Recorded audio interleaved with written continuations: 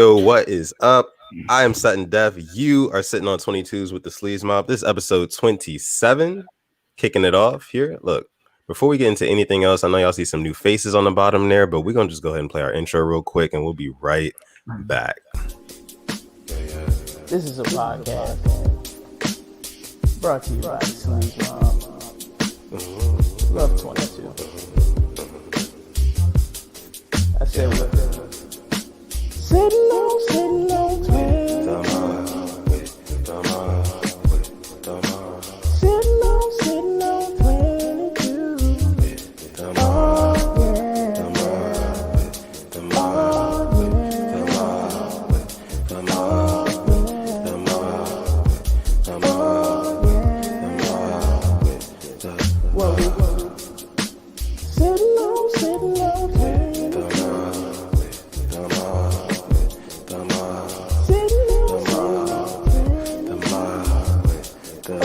Oh, What? Oh yeah! What? That shit groovy as hell. These niggas got a theme song. Hey, that just sound. That just sound like a late night radio host. Like, right? Yeah, this will play upon a young person. Right. And right now, you are sitting on 22.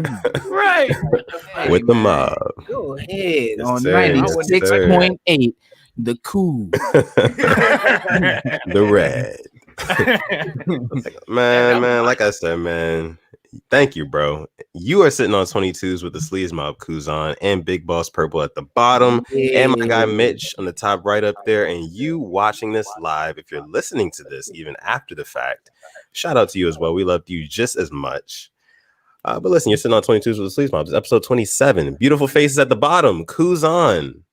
Yes, how are you? Who are you? The Don. No, I'm sorry. Who ain't this nigga, man? It's Don. It was good, y'all. It's Don Kuzan, Hollywood Kuzan. I already know what it is, man. Yeah, man. Rapper, fucking all around PG extraordinaire. What the fuck am I saying? Co-host, podcaster with my man over here. That's you got that way. That way. I got it. That way. Not this way. That way. It is. Yeah. Now I gotta make sure. Okay, so I gotta point that way for you. All right, we got it. With that being said, you know it's your boy, Big Boss Purple, Big Yerkle, aka Squad Captain Purple, Uncle Purple, OG Perp, OG Flame, the artist formerly known as Flame, Young Purple, Big Yerkle. Said it all before, but I'll say it again. Co-host of the Perp and the Don podcast. Yes, sir. Local artist. I'm happy to be here. Thank y'all for having us. Yeah, for sure. Yes, sir. Awesome. Yes, sir. Yes, sir. Awesome. Mitch. Well, like my man, boss, squad, captain, boss man, Purple, Yerple, Badurple. I got a bunch of motherfucking AKAs too. So just strap in. Let me see. So it's Mitch, aka Alpha Miata, aka Smokey Gaucho, aka Cul-de-sac Khan, aka the Skylywag Skank, aka the Olur Olympian, aka Nephew Conrad, and I can con you, but you can't Conrad. You dig what I'm saying? Yes, sir. Yes, sir. Yes, sir. And I am your host, Sutton Def, aka Malvo Witherspoon, aka Theo Radcliffe, aka the Slow Song Savant, aka Pootie like the Tang that killed John Wayne, aka Izzy if you know me and only if you know me. But look, man, you're sitting on 22s with the Sleaze Mob, man, and look. We're gonna have a great time tonight. We got some awesome first one. Malvo Witherspoon. That was the first one. Malvo Witherspoon. Yeah, that's my alter ego. That nigga be getting into shit, don't he? Yeah, he do. Yeah. He do. He really do. That sound like a ne'er do well. He get on a motherfucking track and backstab you. I tell you, boy, that shit catch you at it off guard. Like, like, nigga, hold on. Let me rewrite my shit real quick. Oh, see, just for that, we're gonna play tags tonight. Okay, I'm with that. That's a good idea. Are you with that for real? No, I'm serious. Okay. Well, we got a couple music videos to play tonight. My man, Big Boss Purple in the bottom left there, he mentioned local artists. Speaking of local artists and artistry and music, all of us here make music that you see tonight. Sure. So we're gonna have music preview and shown from all of us here. So just stick around. We got some music for y'all. But first, Mitch, we do a thing. Oh shit, I forgot. We do a thing. Nice. We do. We do a thing at the These beginning of niggas every show. organized. I fuck with it. Yeah, these niggas organized for sure. That's for sure right now. We got a thing going on. Yeah. What is it called, Mitch? It's called Tips with Mitch. And you know, I like to put upcoming pimps and players and pimpests and playasses on game. You dig what I'm saying? Pimping, man. Yeah, you gotta keep it pimping, my nigga. So this is what we're gonna talk about this week, man. We're gonna talk about being original. And I think it's perfect because we got two niggas on here that are so authentic and so used to being themselves that they could probably chime in and give me some pointers as well on how you could be original and be yourself. So I'm gonna start it off with number one, man. You want to find your style. For sure. You gotta, no matter what you're doing, whether it's anything, even if it's anything and that's creative, if it's just regular shit, like you just go to work every day, nigga, find your style on how to get your work done. Find your style on how to create that art. You dig what I'm saying? Don't be trying to imitate. And I'm gonna get to that later. But you know, with finding your style, that comes with being yourself, and that's number two. You gotta be yourself. Always be you. And it's hard to sometimes be yourself, but it's actually very easy once you realize, like, man, I'm just gonna be me. And if you don't like it, then fuck you. You know, it's so easy. Just be yourself, man. Be yourself. You never know. Number three, like I said earlier, we want to look for inspiration and not imitation. You dig what I'm saying? You get what I'm saying? Snap your fingers on that one, fellas. That's poetry. I had to because what? Yeah, we are not imitating, bro. Stop imitating. It's okay to be like, oh, well, Kanye West my favorite rapper or Lil Wayne my favorite rapper, but nigga, I'm not gonna rap like Lil Wayne on my songs, nigga. I'm not gonna draw like motherfucking I don't know. I ain't gonna draw crowns and shit on alleyways like motherfucking Basquiat. You dig what I'm saying? I mean, like, be your own man. It's funny you mentioned that because like when I started doing music, like that honestly, like I just kind of drew off of like what I was listening to, and that shit used to bleed out so much in the music, like so easy, like it was bad. Like if I listen to old shit, like it'd be like times I tried to do the little Lil Wayne laugh and shit, right? Like, it's just real bad, right? Hey, no slander on Flame. But you know, and that's how I met you. Actually, I think you was Flame. You went by Flame for the little Flame. But you was something else too, like Bear or something. Bear. Oh yeah, go ahead, get him with it. Nah. Yeah, He dropped your ass today. Hey, nah, it's not even exposing like R&B legend. R&B legend. That was like the meme project before, like where my hug at? Before it was niggas like Ugly God and shit. It was me out here trolling niggas with the fake R&B shit. That's what I'm saying. You was an innovator though. You wasn't an imitator. You was an inspirator. Yeah, I thought that shit was hilarious, and that shit was a great time. It was. But like, you know, the vocals is still kind of like, you know, I can hold a note every now and then. You know what I'm saying? That nigga nigga low key. But on the subject of originality though, like, yeah, I mean, it is important to just kind of like just be yourself at all costs, really. But at the same time, like being yourself, like may include like being influenced by others. You know what I'm saying? Right. Like, exactly. I don't know what else to say about it. Like, yeah, like sometimes like you do take your influences and like they kind of become who you are as well. But you just you do it in your own way type shit. I don't know like what your next number was, but would you talking about being yourself? Like you said, it might be hard at first, but like it's really not. And like when I started rapping, because the problem with rap is like you see other niggas, you see how they doing shit, and you see how they getting it, the likes, the whatever, and it's easy for you to be like, nigga, I want that. Fuck what I'm doing. I want just that. I want what they give me that shit. I want it. But like eventually you're gonna lose your soul in it trying to be that. You know what I mean? And like it took me to be like, man, fuck. Like, yeah, you want to make shit that people listen to, but at the end of the day, you want to make shit that you listen to. There we go. That's what I was trying to say. Enjoy listening to. Yeah, and when you start looking at rap, like, because I look at rap at like, look at all the different combinations that I can make with other artists.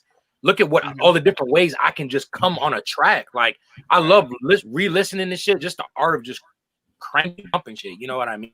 The 4-bar switch so, flow. Like, It's not for sure. It's not hard. It is hard being yourself, but I don't think it's like it's just a realization. Once it clicks in your brain, that like it's hard until it's not. It's hard. Exactly. It's like you just got to be like, what am I doing, bro? Just be me, and then it's way easier that way. Yeah. And I feel like a lot of people who are starting out doing their thing, like since we're on the subject of rap, if you're a rapper listening to this, especially a new nigga who's starting, it's inevitable, I think, to begin trying like making a sound that you know is not you. Like at the beginning, when you start rapping, it's like I'm gonna rap like this because this is what I like, but that's not you, you know. Like for sure. some of my shit, like when I first started rapping, I was doing the raspy shit, like trying to be like all assertive and shit. But like once niggas told me like, yo, nigga, like you got your own voice, like when you rap, like because I would go in and re-record, like nah, that shit not hitting. So then I like rap like how I'm talking right now, and niggas be like, oh, that's cool, nigga, just do that shit. So then that's like, oh man, that's just being myself. It's so easy now. You dig what I'm saying? Mm-hmm. And then you can build off of shit like that. So just be yourself, man, when you're creating, man. And that's gonna take me to point number 4. Create. Keep creating. You can only learn if you keep creating, bro. You gotta just keep doing your thing. I know when you an artist and all types of artistry, like doesn't even have to be music, anything that you're doing creatively. It's easy to get discouraged. It's easy for you're like, oh, this didn't hit, that didn't hit like I thought it was. Ain't shit gonna ever really hit like you think it is.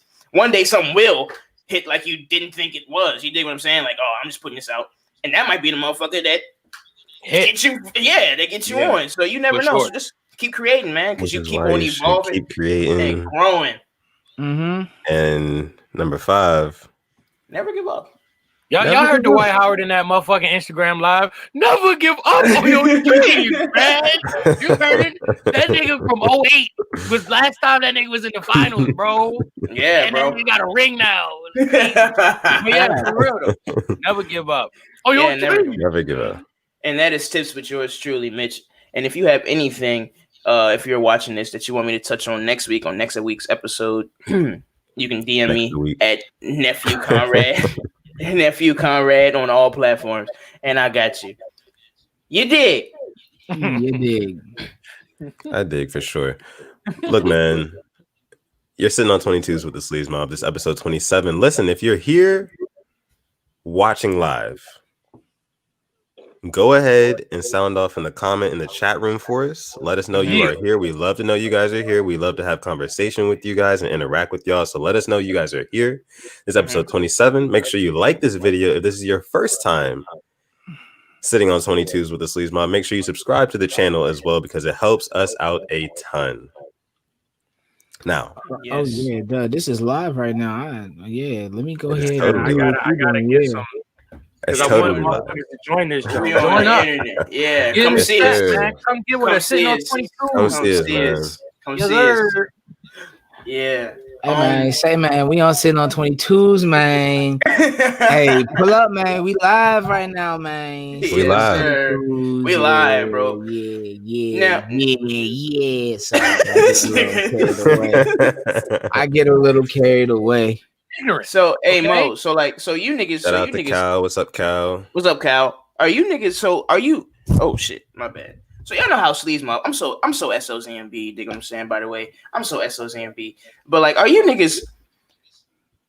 Do y'all consider yourselves a group, or like, are y'all like individual, but y'all just do shit together?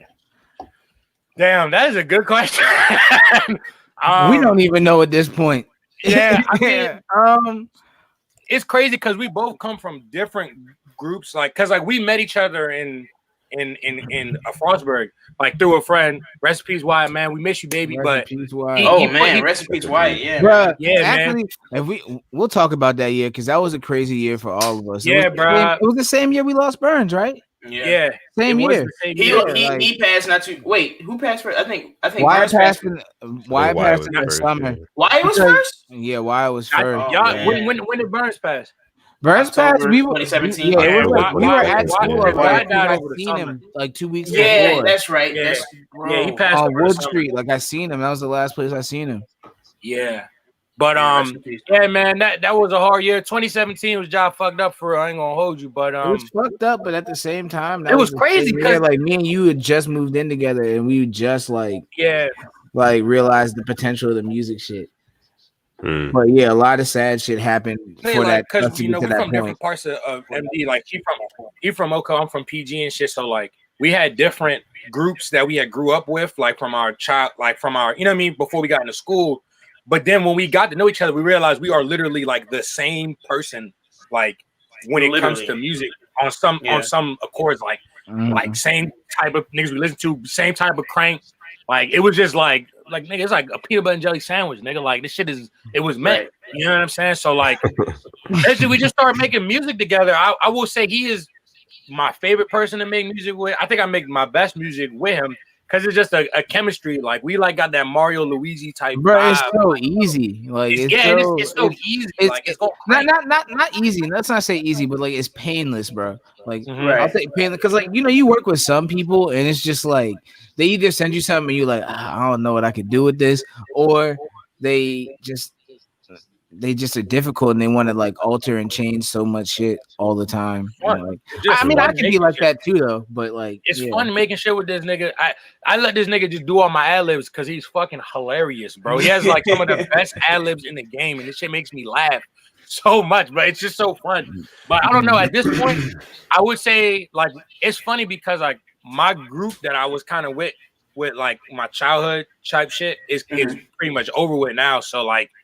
I hit him up like maybe like a couple months ago or last month, 2 months ago. I was like, yeah, bro, what would you think we should? But we're kind of in this group with our friend Roy. Y'all know Roy?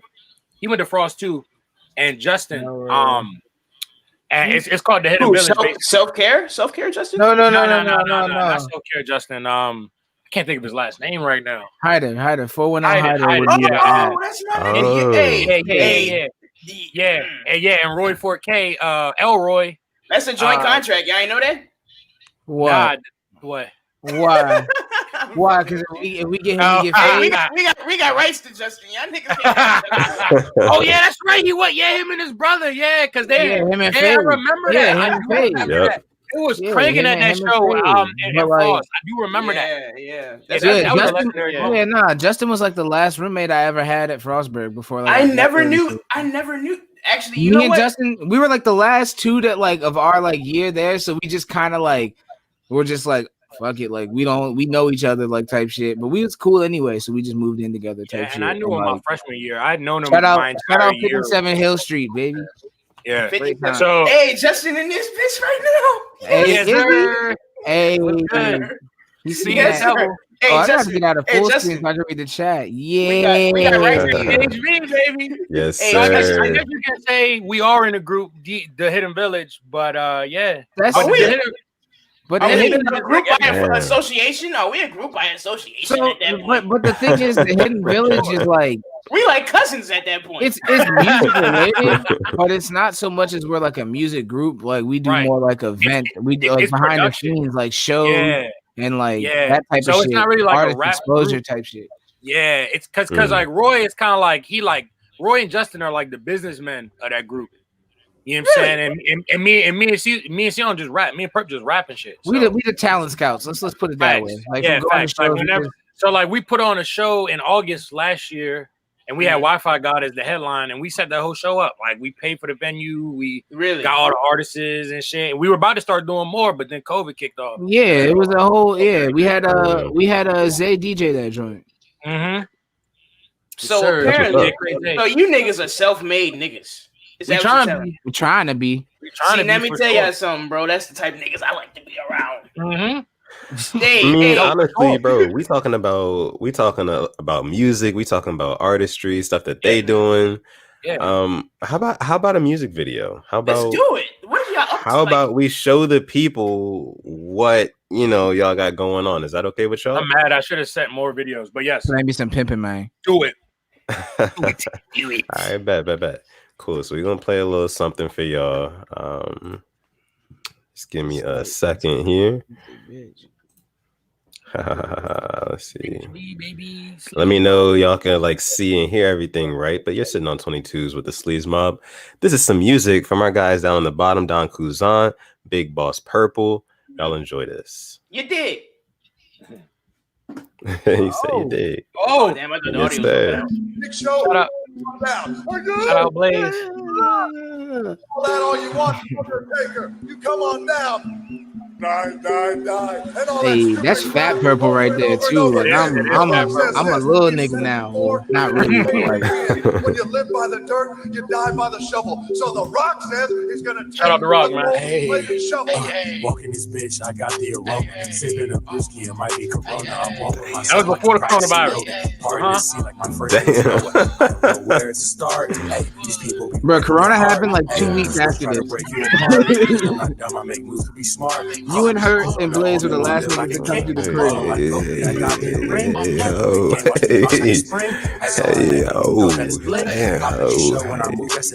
Sheesh. Who edited this show? My man Blaze, who also went to fraud for a little bit. Come in a game like a spear. They say that Kuzo, you not speaking clear. Flow going crazy, might burn off your That shit hard. Be outrageous, you just need to hear.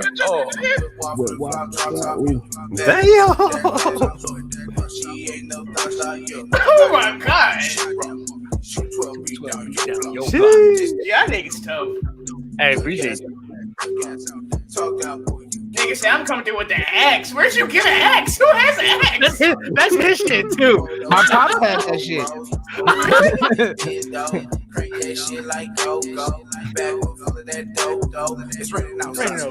Oh, you niggas are like UGK. You niggas really are like UGK. What's the name of this song? Plug this in. Buried Buried alive. Is this on Apple? It's on every. No, it should be. It's on SoundCloud? It's on SoundCloud, but I should put it everywhere. We should put Oh, it. this is Jane I was talking about.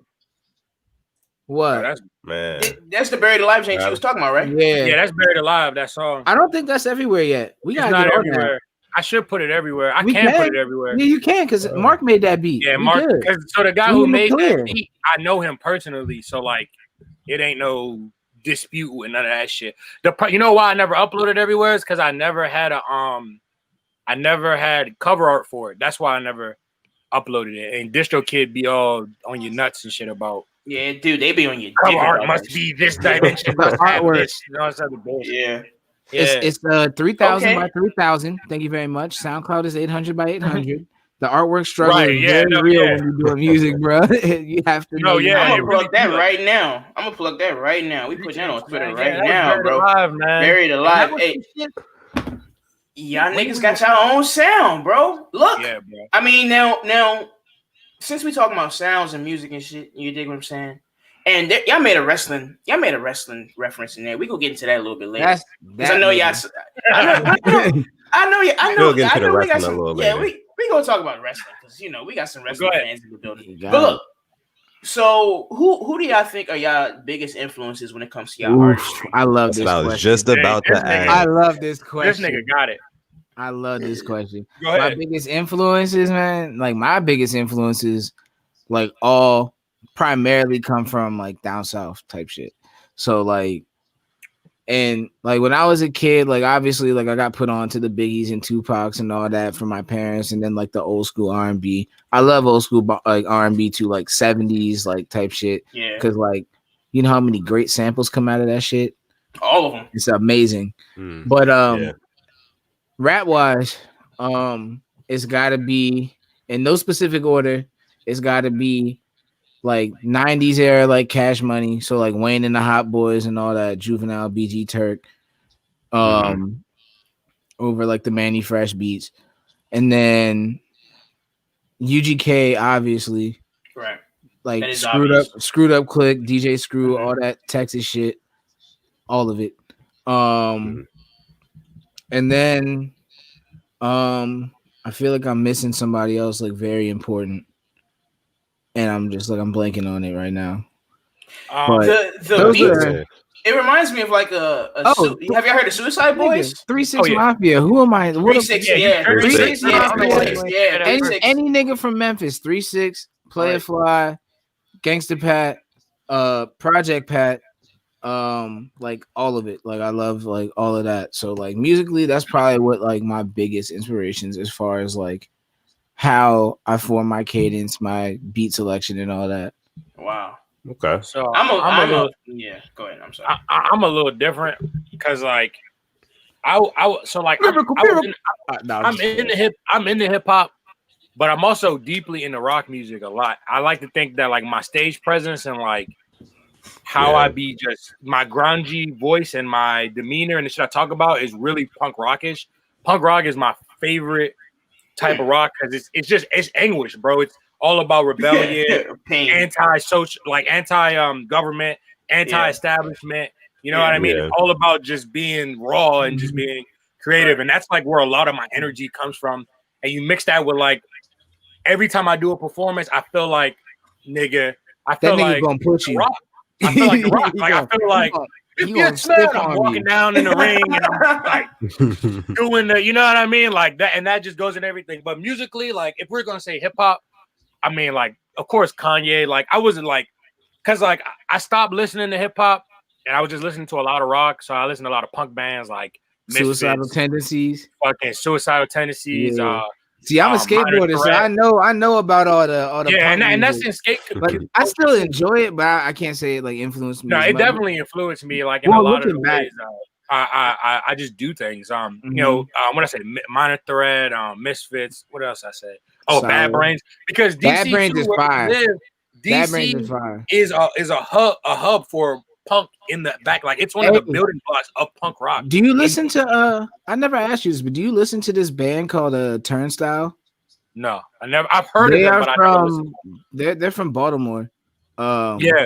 And like I think I know a couple history too. And I know somebody that knows like somebody from them, but like so you would like him if you like punk music, like. But like all my influences are kind of all over the place. Like so yeah, like I love like, but I love like also like Earl, and I love I would even say like a lot of the new age shit like Xavier Wolf, Chris Travis, all Sesh Boys.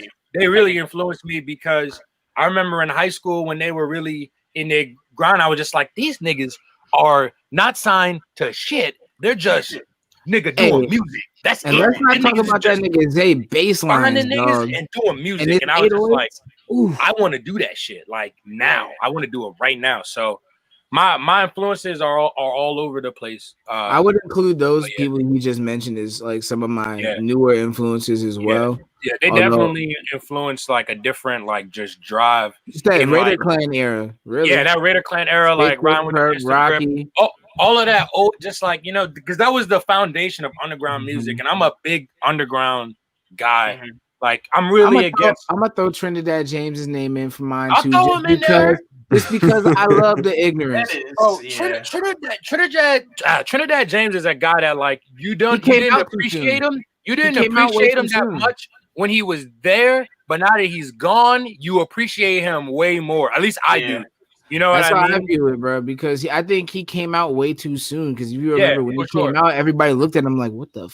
But like, fast forward to like 3, 4, 5 years later, like it's bruh, like it's niggas doing like all sorts of shit musically. Oh, for sure. That's like made songs about like, come on now. We had Cold Like Minnesota come out. We had like what else came out? Like, we had the Yachty's and all that. Out in that freshman class with like 2015, Kodak, 2016 Yachty, year, and like Uzi and all of that. He would fit right in. Nobody would look at him any differently than when he actually came out earlier. His niggas was like, what?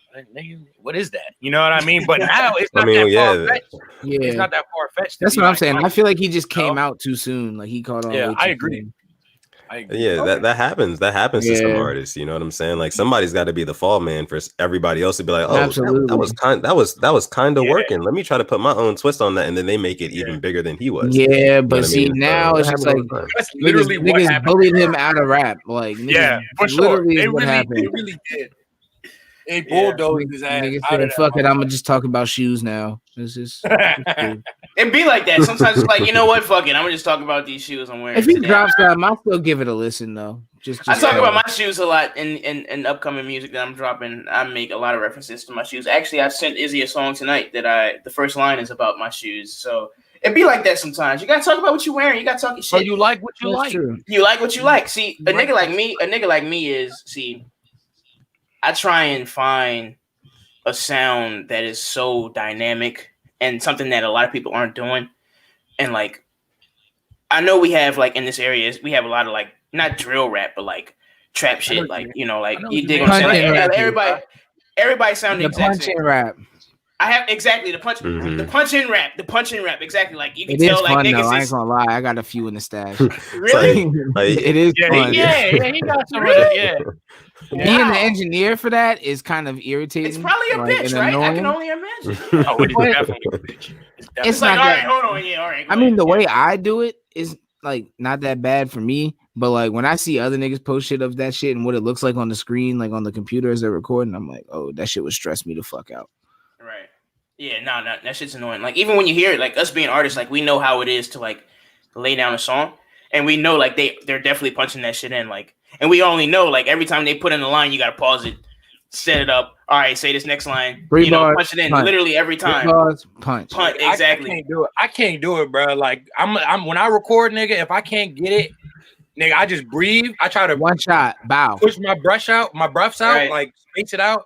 But if I can't get it, I can't do the punching shit, bro. Just cause like I don't know, I just can't, bro. Like I say fuck it. If one part is minuscule, the whole shit getting deleted. Oh yeah. I'm the same way. But I have now, like, kind of like sometimes if I get to a decent spot where I can start again, I might punch in. But yeah, like, I'll punch in. I'm not going bar for bar punch in, pretty much. Like not bar for bar. Yeah, it has to be a different, every like, two punch in. If I punch in, it's gonna be something like I'm switching my flow up or something. Like I'm done with that, so like I can like cleanly like start here. Like you won't even be able to tell. Either that, or I fucked it up so many times, and I'm like, all right, fuck it. Fuck it. Get it right. At that point, I'm probably not gonna even put the song out. It just be like that. Like I'm gonna still put it out. I'm gonna put it out, but that shit happens though. That shit happens when you're like, man, fuck it. It's just gonna be what it's gonna be. Fuck it. Exactly. Like I mean, like if I ain't getting no money off of this shit. Like nigga. Exactly. I'll still put it out. Bro, I got any song that you see me drop that says freestyle in it probably has a part in it where I just fuck up and I just leave it in and say fuck it. Bro, you did a whole freestyle while I was on the phone talking to you and recorded it all. That's player, bro. That's always the phone calls with Kuzan. He hit me and he's like, yo, I'm on the way to your crib. Like, yeah. And I was just like, yo, like I just pressed record, but like I got you. Hold on. You just stayed on the line. Nigga rapped with me on the phone. I'm driving to this nigga's house. I'm in the background. You can hear me going, ooh. Well, I think y'all brought up something kind of interesting about like the producing and stuff like that behind it, especially with like, that drill rap, that quote unquote punch in rap. I wanted to ask y'all something. This goes for all three of y'all niggas. So like with rappers, a lot of people nowadays say like, if you look at the double XL list today, right? Mm-hmm. A lot of these rappers, without their producers, without their engineers, they really don't sound as good as they do with them, like at all. Like it's not even close.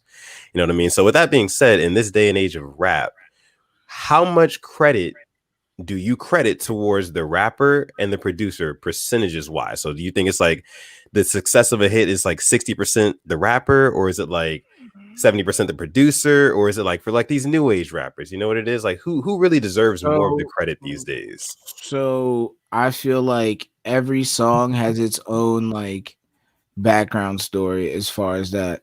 Because I've done songs with producers where they might just send me the beat and I just record it, edit the vocals, and do that shit myself and put it out. Right. But sometimes they'll make the beat, send me the beat, I'll record my vocals on it. I might do like a little slight mix just to give them an idea of what I want and then send it to them, and then they can mix and master it and do my effects for me.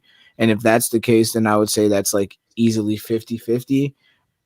Regardless, usually if I work with a producer, I usually just do a 50-50 split on credit, because I feel like why not?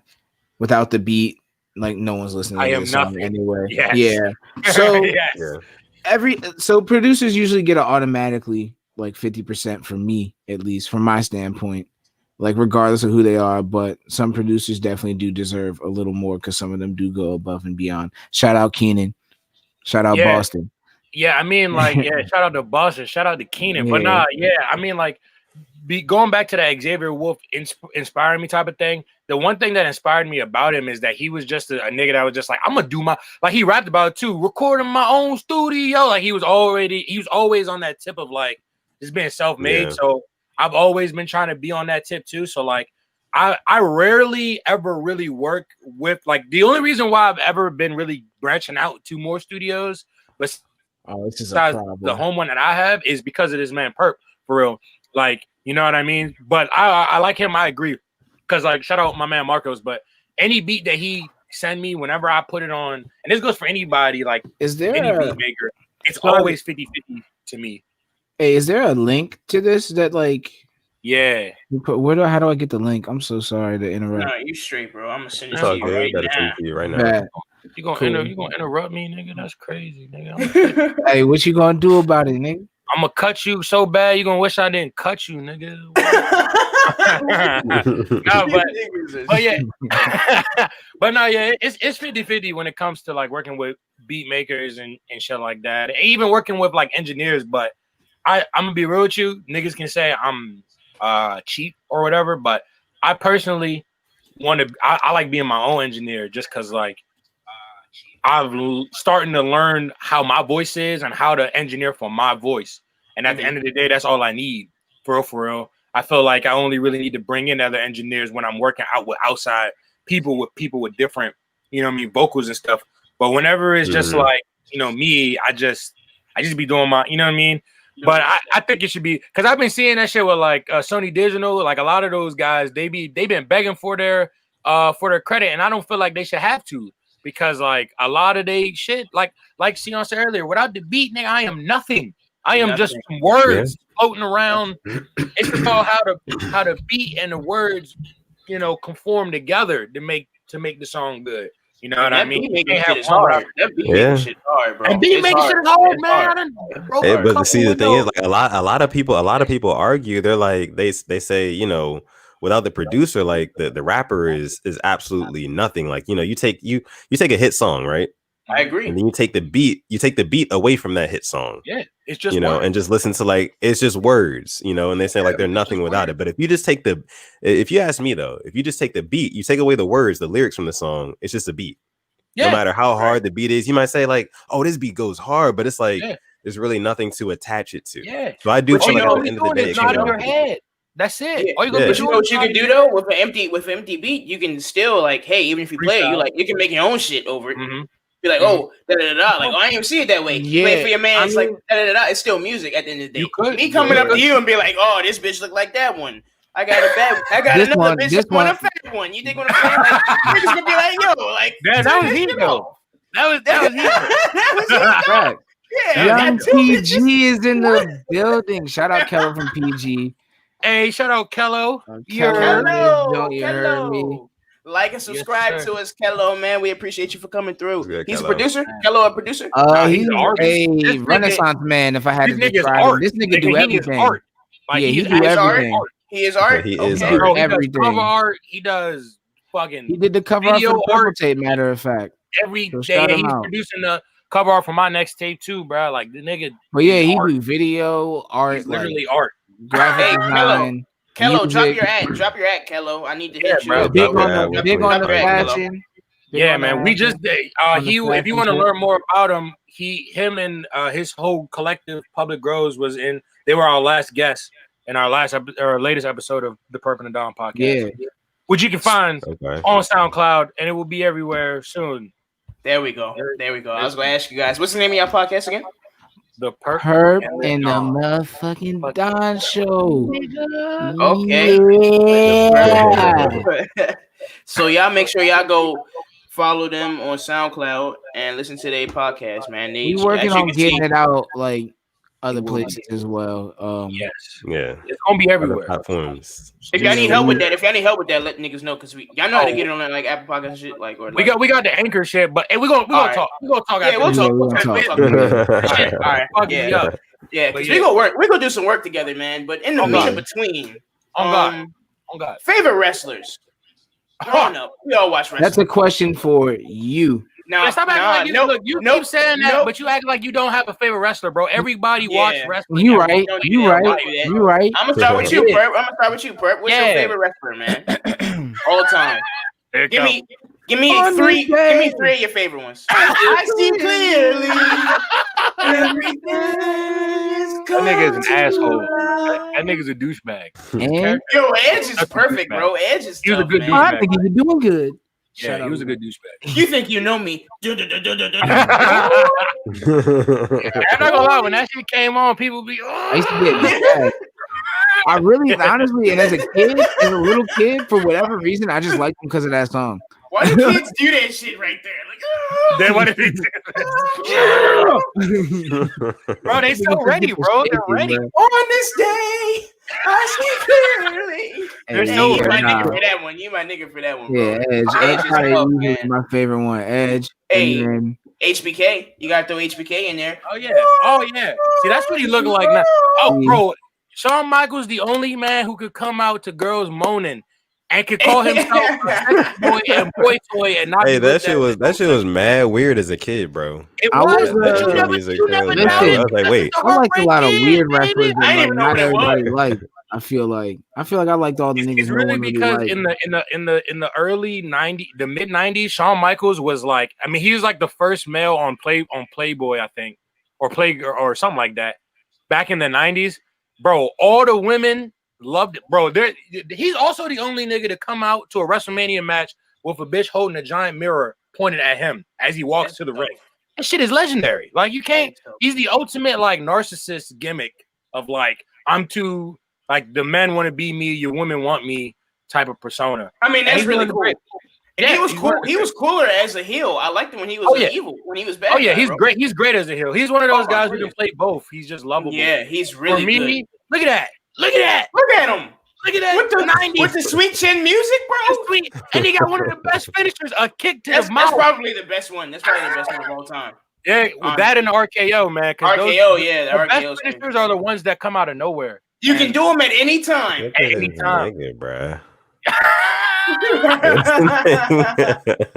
How tall is that nigga? This nigga is Shawn He is Michaels. short That's goddamn. He's short. He's He's a short. short He guy. is short. And what people don't know about Shawn is in the 90s, bro, he was, as a lot of wrestlers are, he was addicted to pain medicines. And he was a drunk and he was a druggie back in the day, man. Really? Like in the 90s and shit. Like you know that picture of him laying on the ropes, like that era of him, bro? Yeah. Bro, he was most hated backstage. Motherfuckers hated working with him because he was a diva. He knew he was that good, and like, you know what I mean? He knew they weren't gonna fire him. Ooh, that's a rough picture right there. Yeah. That right there, that picture should be called "Time is Undefeated." Time is slipping away from me. Slipping away. That nigga looks terrible. But I would say my favorite wrestlers, I'm gonna just say two because fuck it, I'm gonna cheat, is Eddie Guerrero and Kurt Angle, man. Both of those two. Ooh. Okay. I love it. Kurt Angle is one of the best people at just tossing niggas around, bro. All of his matches are just him grabbing niggas and just suplexing them, like belly to belly suplex. Fucking look at that nigga right there. That's because Kurt Angle was a real wrestler. Look at that nigga. Just good old fashioned American wrestling. Yeah, because he actually won a gold medal in the Olympics. So like he's actually, and he was a good heel because he would come out and be like, "Where's your gold medal? You don't have a gold medal. I'm a gold medalist. I'm an Olympic hero." I'm a champion. Like, Look at that nigga. That nigga's wearing a one piece, my nigga. I can't respect no niggas wearing motherfucking one piece. The wrestling singlet, boy. That's the bread and butter right there. You say that? Hey, you gotta watch him fight. I didn't. You gotta watch him wrestle, bro. Him wrestling.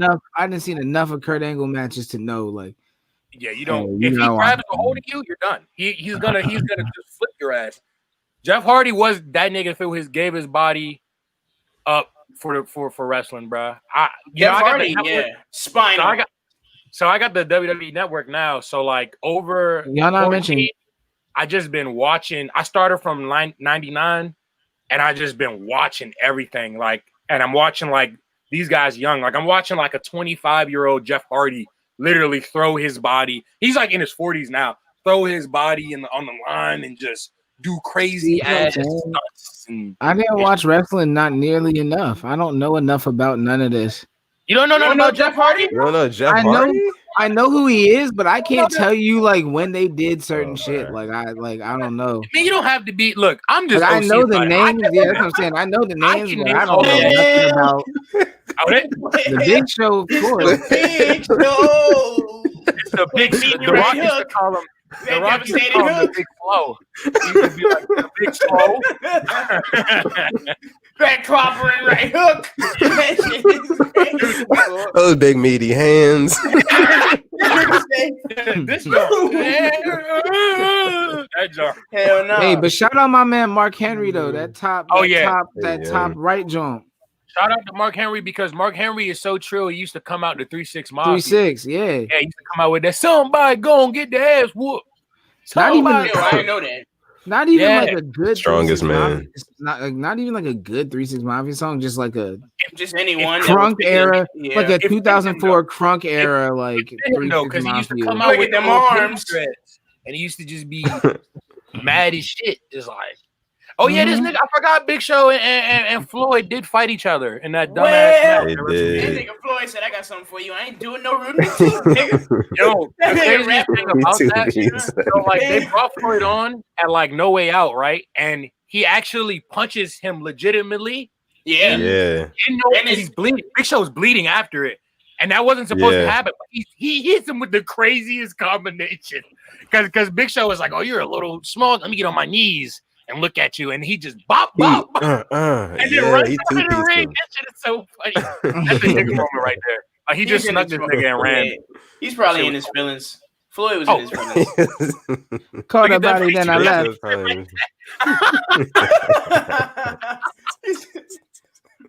Well, it's the big O. And I incorporate wrestling a lot with my music. Like, that's where the whole Hollywood persona came because like Hulk Hogan, he pulled a heel turn in the 90s basically, which was crazy because you know Hulk Hogan, he's Mr. Eat Your Vitamins, say your prayers. He was always just a good guy. He was such a big baby face. But in the 90s, he basically turned Hollywood. He was just like, I'm the greatest wrestler ever that ever lived. All you peons, I'm your inspiration. Me, Hollywood. So like eventually I got tired of being snubbed for shows because like the year before me and Perp started doing all these shows, like I got snubbed for a couple shows and I was just like, man, fuck this. I'm about to just pull a heel turn. I'm about to just be Hollywood Kuzan and just be like, that's where I made the song Aftermath, which has a blurb of Hollywood. Oh, why did we not send that shit in? Yeah, I don't know why. Outside smoking in the rain. Yeah, Shawty outside smoking in the rain. Gotta keep her. Man, it's a good song. But anyway, yeah, like I incorporate the wrestling a lot in my persona just because like these niggas be turned up, bro. These niggas be so turned up. Like they be just so turned up in everything they're doing, bro. And I was just like, damn, I want to be turned like that, performing like all the time. Like, you remember that time I picked Black hair? Yeah, when you ripped the shirt. When I ripped the shirt like Hogan, and then you had the other shirt underneath, like you had the pre-ripped shirt like Bow Wow. No, I ripped that shit myself. This nigga ripped up. This nigga spent a lot of money on Hanes Taggart tees. He spent a lot of money on Hanes Taggart tees. Let me tell you that right now. A month before the show, I came to his crib. There was 40 t-shirts ripped up on the floor every day. Just hoorah, just practicing. Yeah. Practicing because I didn't want to be like that because you don't want to be. Yeah, bro. And when I was at the shower, that shit so clean, bro. You told us about the rip shirt technique. You can't grab it up here. You got to grab it from the fabric. Bro, because nobody is ripping the collar, bro. It's the fabric. You got to grab the. I can bust out any shirt. I'm not gonna bust this shirt because this is one of my favorite shirts. You know what's funny? You said this exact same sentence on our episode 2 of our shit. Bro, you can't grab here. You gotta grab the fabric. I can bust out any shirt. You said that exactly. You can bust out any shirt. Ain't a shirt that they created that he can't bust out. God would have to come down and make one shirt, and I'm still ripping. Y'all seen Hercules, right? Yeah, y'all know when the gods are like in that glow. If they put that glow over a shirt, I could still rip it. I'm telling you, I'm that nice ripping. What about Kirkland shirts? You think you can rip out a Kirkland shirt? I don't know. Kirkland shirts might be the nemesis. Kirkland might be crazy. It might be reinforced fabric. This episode sponsored by Kirkland. We that's everything. My new saying is, nigga, is that Kirkland? That's my new saying. Like, nigga, I know that's not Kirkland draws. Hey, nigga, if you've ever bought any fabric out of Kirkland, nigga, you can never get into a rap beef with a nigga like me, my nigga. Fuck out of here. Don't you ever even look at a nigga like me. Don't even, cause nigga, it's a difference. Fuck out of here. You bitch ass nigga. Shameless plug. It's a difference. Yeah, shouts out Kirkland. Shouts out to Corona Seltzer. We trying to get a sponsor, y'all. Come on, plug something else in, y'all. Hey, Essentia Water, get at me, nigga. Yes, sir. Yeah. My man. We also accept Wakia water. We'll also Wakia. I like Wakia, the blue bottle. I heard that one yet. The light blue bottle, the Hawaiian volcanic water, nigga. Changing topics. This man, I might got some empties in here for real. Hold on. This man Perp is a water connoisseur. He is a designer. He runs this page called Designer H2O. Hey, let me show you how designer gets. You want to see how designer gets with the water? Show him, man. Bitch, I got that empty Saratoga. I had the Saratoga the other week. I've never even seen that. I'm just glad. Crate water, baby. Designer water. Designer my water when I quench my thirst. Yeah. Yes, he's all about the water. And one day we got to get you guys on the pod because we do water of the day on the pod.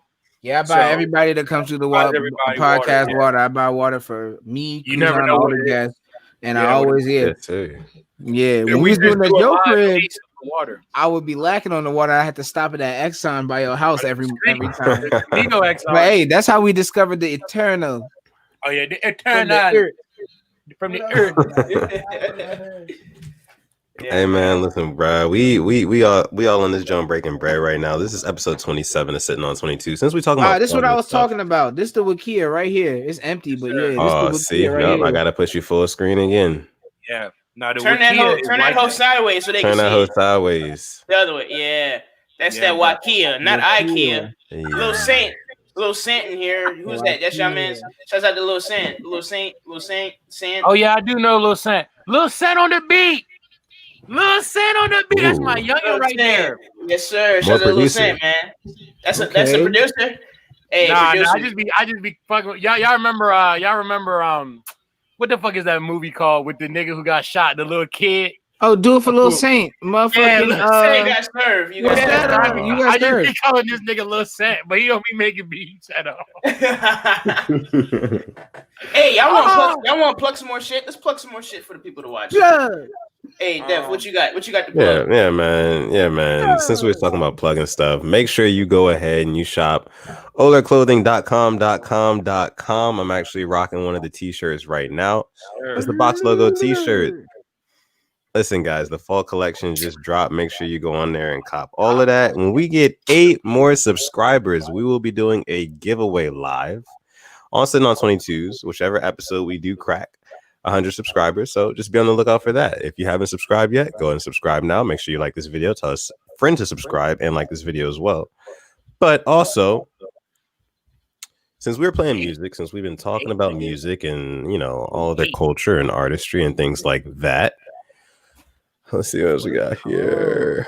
Kello, real quick. Kello, you didn't give us your at. You got to give us your at name real quick. Oh yeah, Kello, plug yourself. Plug yourself, nigga. Kello from PG, man. I'm trying to tell you, he art. Kello from PG is art. He is art. Shout out to Kello. Shout out to Kello. Shout out to the best art. Sage Evangelista. Oh, yeah, what does it stand for? That's a good question. She says, "What does OLER stand for?" So I can support. OLER stands for overlooked, underrated. So if you ever feel like you got a chip on your shoulder, if you feel like you've been slept on and whatever it is you do in life, you want to go ahead and you want to copy some OLER merch. You know what I'm saying? Just to let niggas know. Got colder, I got a chip on my shoulder. This nigga up here, this nigga really spitting. This nigga up here, nigga spitting like this. Just so y'all know. Shop olerclothing.com. And Kello, thank you so much, Kello from PG. We will make sure to follow you, Kello. He hit his leg. Smack this shit Hey, out. Kello, I'm gonna follow you. You got 24. You don't follow back. You don't follow back. It's a discrepancy. So Kello from PG, I'm gonna follow you right now. Motherfucker. You better follow me back.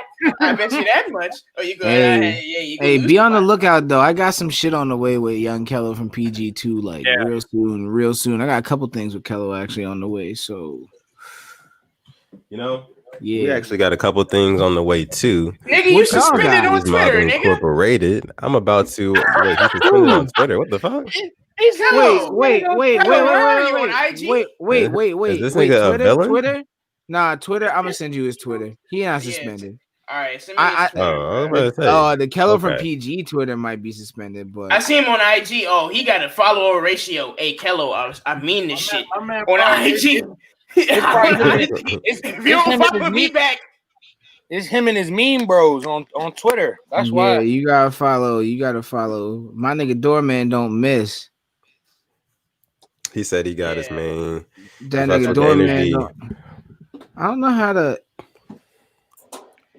What was you saying, Duffy? I was just saying we was about to play some. We was about to just play some more music, some Sleaze Mob music. Yeah. Oh yes. Some, we're gonna play some Sleaze Mob music in the meantime, in between time. So you guys sit back, relax, enjoy.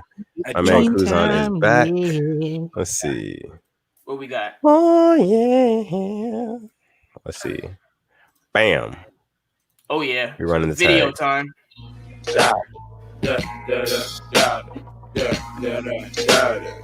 I sent you Kello's Twitter, John, just in case. Even though he probably can do it, but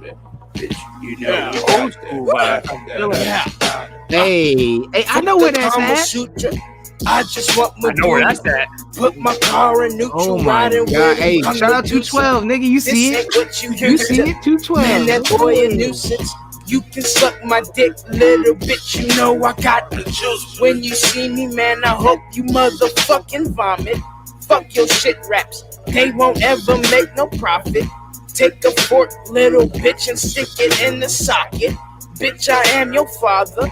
Why you even bother? Doing weird shit with my friends, just don't tell my mama. Serving fiends right in front of the fucking skating parlor. Let me do the honors. Drop your pants and lick your snatch, bitch, I'm the Cookie Monster. Call me what you wanna. I'm the Black Madonna. Bitch, I'm Kevin Costner. I'm actually like you niggas, that's a fucking myth. Bitches hold my dick just so I can take a fucking piss. I'm Richard Kelly, bitch, I'm hella smelly, cause you know I got the juice.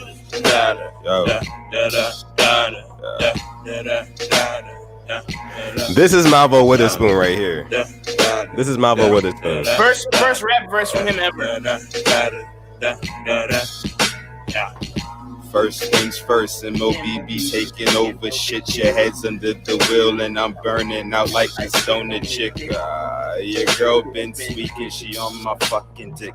Really, I don't have a problem with that cause she's fucking dick. I specialize in making niggas feel uncomfortable. They claim they eating but they stomachs bleed and lose the Lunchables and the Uncrustables. Nigga, my flow's untouchable. Keep away, I'm combustible. Nigga, I'm gonna blow. Nigga, where is the blow? I puff it before the show. I'm fucking on all these hoes and niggas know how that go. But anyway, collecting dough just like I'm pass and go. I never hold on to a hoe. Eventually I pass and go. To my niggas, they never phony, they with me, do drugs like Whitney. Got 50 hoes fucking with me, with one right now, her name's Sydney, and she gon' swallow my kissy. I do not play with these bitches, I fuck and smoke like a hippie. New dollar bills, 150s, I like my cream extra crispy. She off the hand getting tipsy, told me she tryna get busy. She said she fuck with Moby. I laughed and she said yeah, Loki. I told her she had to show me. She taught me cause bitch, you know we got the juice. Juice. Bitch, look at my product. Nigga, that's big about it. I don't even got that shit. I'm fucking your bitch been sucking my dick and that bitch is with me. Look at my nigga Kevin. Nigga, I'm a dicker down. Nigga with me now. I got the fucking loud pack. That nigga Millie Rock is so aggressive. The Millie Rock. The most aggressive Millie Rock I think I've ever seen. The Millie Rock. That was like a pimp slap with the right. Damn. Man, Yo, Yeah, man, that was lit, bro. Damn, that just how brought long back ago memories. was that? That was like what, 4 years ago? I actually remember watching that I like when it came out. Oh, good look, man. Oh, Good look, man. Wow. And you know what, man? That was a brick ago. The love we used to get was crazy, bro. Like people would come up to us and be like, "Oh, you the niggas from that one video?" Like that. No, bro. Like on campus, bro. Like niggas was locked. You know what I'm saying? Niggas know. Yeah, like so, like. Hey, like we mostly niggas, man. I ain't even gonna lie. We got some shit coming though. It's funny. What's y'all? So y'all it's Don and Perp, but like it's just Don and Perp. Like it's no like group name for y'all niggas when it comes to like the music shit. Two niggas who raps. Like nah. Two niggas who rap. Nah, bro. I don't know. We've been thinking about shit, but I don't know. Nothing has really stuck yet for real. I wanted to call us like Brothers of Destruction, but that's not good enough. You a wrestling fan, yeah. Exactly. He's not really, so like I need to find something that's like I don't know, bro. Ground. We don't know, and plus, like I don't know, like because I know like earlier, I don't know if this is before we were on air or not, but like when you asked us about like if we're like two separate artists that just work together a lot or like a group, I feel like now that I've actually thought about it, like we are two separate artists that just work together a lot, but at the same time, I feel like when we do come together, like to make songs, like it is kind of group like, you know what I'm saying? Like it's definitely group. It's giving group. It's giving group. And the people think it's more of a group because like 9 times out of 10, you see him, you see me, you see me, you see him. Bro, I was literally just about to say that. I was just gonna say. At the shows last year, it was like you see him, you see me, and vice versa. Like no, because I would pull up the shows, and if I was like somewhere else in the show, niggas be like, "Yo, where Kuzan at?" And then I'm sure you got the same shit. Vice versa, niggas would ask me what purpose. Like it's kind of like a package deal type shit. And it's like, bro, I've gotten it outside of like the shows too. On occasion, niggas be like, "Yo, what Kuzan up to?" And I'll be like, "Bro, like I don't know what that nigga doing right now." Like I think niggas really like. I mean, we do pretty much talk on a daily basis, though. Yeah, no, I talk to you all the time. But like, I don't be knowing what this nigga be doing all the time, nigga. Like, but still, bro, it's new GK, bro. When I ain't gonna lie though, I probably if I had 3 guesses, I could figure it out. I'm either watching wrestling for one. What else? I don't do nothing else. This nigga said, "Yeah, that's it." No. Yeah, shit. Now that I think about it, all I do is or we getting the Louis shoes dirty. We getting the Louis shoes dirty. Goddamn. Goddamn. Okay, cool. Look, man. So I'm excited to work with you niggas, man. We're gonna make that happen as soon as possible. Hopefully we exchange the numbers after this, Joe. For sure. Oh, real live? No. That's not Hollywood talk. We talked about this before we started. I might have it. I might have to fire up like an old phone, but I might have it. Kill. I might have your shit. I might have your shit, low key. I know. Yeah, me and Perk, man. You were like one of the first niggas I met at Frostburg, and a lot of people don't know that because we were never like at school like as like close like that. Like like when we see each other, we always be like, "Yo, what's good?" Yo, what's good? Yeah, type shit. But it was Did like, you leave the Berg for a second? I left for like a year and then That's came what it back. was. That's what it was. It was you know what it was? It was after freshman year. Okay, like bro, I did so bad that year at school, so I just was like, I gotta go home and get my shit together, type shit. Yeah, but I remember that. Yeah, I think y'all niggas, both of y'all niggas, are older than me because like you graduated before me, Mitch. Yeah, I'm pretty sure you did. We came into Frostburg in like 2013. You came like 14, 15, right? Yeah, I came in 14. I came in a year after y'all did. Mm-hmm. Yeah. And like I said, I never knew you personally, but whenever I seen you, it was always like, love. Yeah, I always dapped you up. Like I dapped you up, like you were somebody I knew. Like I talked to regularly, type shit. Right. It was crazy. It was just like I don't know. Always love, man. That's why it's so easy doing shit like this with y'all niggas, man. Because y'all some down to earth, real ass niggas, and that's why. Y'all niggas, y'all true to this. Y'all not new to this. Y'all true to this. Man. So I you see. So y'all go get some Sleaze Mob and Perp and Dom music coming real soon. For sure. Yes, so maybe that just needs to be the name. Yeah. He just said it all smooth. Or maybe we can come up with like a name for like the 4 of us. Like when if we start clicking. If we start clicking like you know, Sesh Hollow Water Boys did it. I don't see why we can do whatever. Rest in peace, Sesh Hollow Water Boys. Yeah, that was just Sesh Hollow Boys. Now it's just Sesh Hollow. That's it. Search my little boys. That nigga Chris Travis was on his I'm a diva shit. I'm gone. It be like that. It be like that. It do be like that. Niggas be divas sometimes. If there was any nigga to do it, it would be Chris. But you know, yeah, man. But we happy to have y'all niggas out here. Do y'all have anything like coming out soon that y'all working on? Anything that y'all want to plug? I'm gonna let Perp go first because his shit is sooner than mine. Is it? It definitely, yeah. Nigga, you're waiting on one track and then you'll have a tape out. I think that's way sooner than mine. So we got the social distance EP coming out soon. Basically, yeah, it's gonna be an EP, but it's like all features with all like friends like that I made in music pretty much, which is why I call it social distance, because I'm like every song on it is me and somebody else pretty much. That's tough. He on it. I'm on it. Kello from PG on it. Really? Like Kello been getting a lot of love in everything we do lately. Good track. Shout out Kello. Nigga be giving love. Exactly, he do. Love, but yeah, Kello on it. Yeah, Kello on it. And a couple other people I'm gonna leave nameless for now. And yeah, that's coming out. I just dropped something like last week or a week or two ago. So check that How I'm Mobbing joint out. It's only on SoundCloud right now. It'll be everywhere else soon. I got some music videos in the works. Mm-hmm. Okay. What else? I don't know. I think that's like other than that. That's about it. I mean, I probably got like a little lot of shit to me. I got a couple I got a couple songs that like also that I'm sitting on too. Like I got a couple different like songs for like other project stuff just floating around. But the social distance joint is the closest one to being finished and out to the public, pretty much. Yeah. Okay. So y'all be on the lookout for that. As for me, so I got a music video already out with Alchike. Shout out Alchike, A Youngs. Shout out my man A Youngs. Mr. Exolite Alchike. It's called Steel Cage Match. It's on YouTube.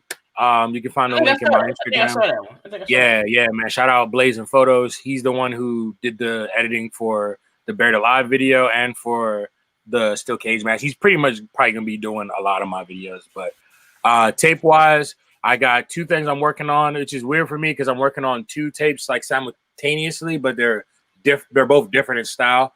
You've been hanging out with me too much. Yeah.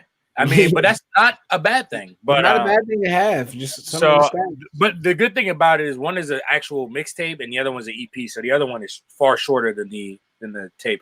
So the EP is called Mr. Technical, and it's basically just a 5-song EP of just lyrical, spherical. You know what I mean? It's spherical.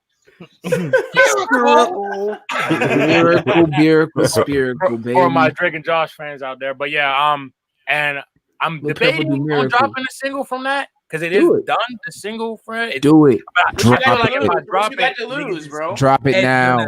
You know what? You're right, man. Right now. Push the button. Drop it. Yeah. Drop it right now. You know? Drop it, man. Drop that shit, man. You know, I might drop it tonight. Fuck it. Yeah. Okay, that's yeah. Hey, bro, look. Hey, I'm making a deal with you. You drop some. I'll drop that shit right now. You drop some, I might drop some. Man, you ain't saying nothing. Are we going bag for bag? Yeah, say word, son. You drop something out the stash. You drop something out the stash. I drop something out the stash. He dropped some. He dropped some. I dropped some. I'm dropping it. 3-way drop. Right after this, Joe, I'm dropping this song. He dropped some. I dropped some. He just pulled out of that Joe. I was like, hold on. He said tonight, we should do it like a week apart or something. I need to put some ad libs on. Put some ad libs on some shit. But like, look, I'm gonna be watching my notifications right now. As soon as I see that little sound, at the very least, a SoundCloud notification. As soon as I see that, Don Kuzan dropped the track, I'll be like, all right. I got you. Fuck it. If he dropped, then I'm gonna drop in another. I'm gonna drop next week if they drop. If they drop like they're saying they drop, I'm gonna drop a week after. I'm definitely gonna drop. I'm not capping. There's no cap in my rap. There's no cap tonight. At best, you'll get something from me by tomorrow. Yeah, I'm dropping. That's a bet. But the other tape That's a bet. The other tape is called Man of 1,000, and yeah, it's just a mixtape, bunch of different flows on that motherfucker. because it's really like man of a thousand flows. Perp will be on it. I have the beat with his name will? on. I just haven't sent it to him. You will be on it. You will. Shit! Come on, nigga. You gonna Okay. on everything. But you know what I'm thinking? I'm working. I'm Everybody know what's up with me. I have to cut you off, Don, man, but no, you good. I'm working on like 3 shits right now. Me and Def got something coming out. Sure. Simp tape, stand in my personal space. That's the simp tape, me and him. It's kind of like the R&B Philly type shit. You dig what I'm saying? I'm working on 2 solo tapes as well. One, Lil Saint, you will see something drop. Yeah, hey, Wapo, Justin's dropping too. Yeah, hey, Justin, I got rights, nigga. God. Hey, Justin, I'm gonna put papers on you. Hey, look, y'all know about my nigga Justin, bro. Oh, Justin, that nigga Justin tough. That's what that nigga called. Justin's tough, bro. That nigga Justin is tough. We got something working. We go work on something with Justin soon too. Shit. That's a nigga that's sitting on shit. He's sitting on a lot. He be sending you shit too, bruh. What? Oh yeah, bro. You know. I was telling nigga like, where was this shit at back 4 years ago, bruh? when we lived in, I got old shit from him. I got him on one thing, and back when we lived together on Hill Street, and that laptop is toast. I could probably still get that song off of there, but I was trying to get him on it back then too. But now, like, he came out the cut, surprised all of us. Said surprise. Yeah. He's like, yeah. You know what we gonna do? We gonna make a group chat. The 4 of us. We gonna make a group chat. We gonna start networking, collaborating. We gonna get this shit popping, man. We gonna get this shit popping because Perp, man. You know, me and you. As far as the music shit, you the first nigga like I was ever like around doing like anything music related. Was I really? Like I remember like telling you like, hey, you played that. Telling everybody. Listen, you played that shit off so smooth, like you've been doing that shit too. Hell that's no. the thing. Hell to me, no. At least from my standpoint, I was like, oh, this nigga do music too, huh? Like, oh, he been doing that shit too. Like, all right, like, nah, bro. I was just trying to figure the formula out, and it took years to figure it out. I didn't even get it. Yeah, well, see, at the time that you met me, I hadn't found my own sauce yet. You know what I'm saying? Like, I was still like trying different seasonings and shit out.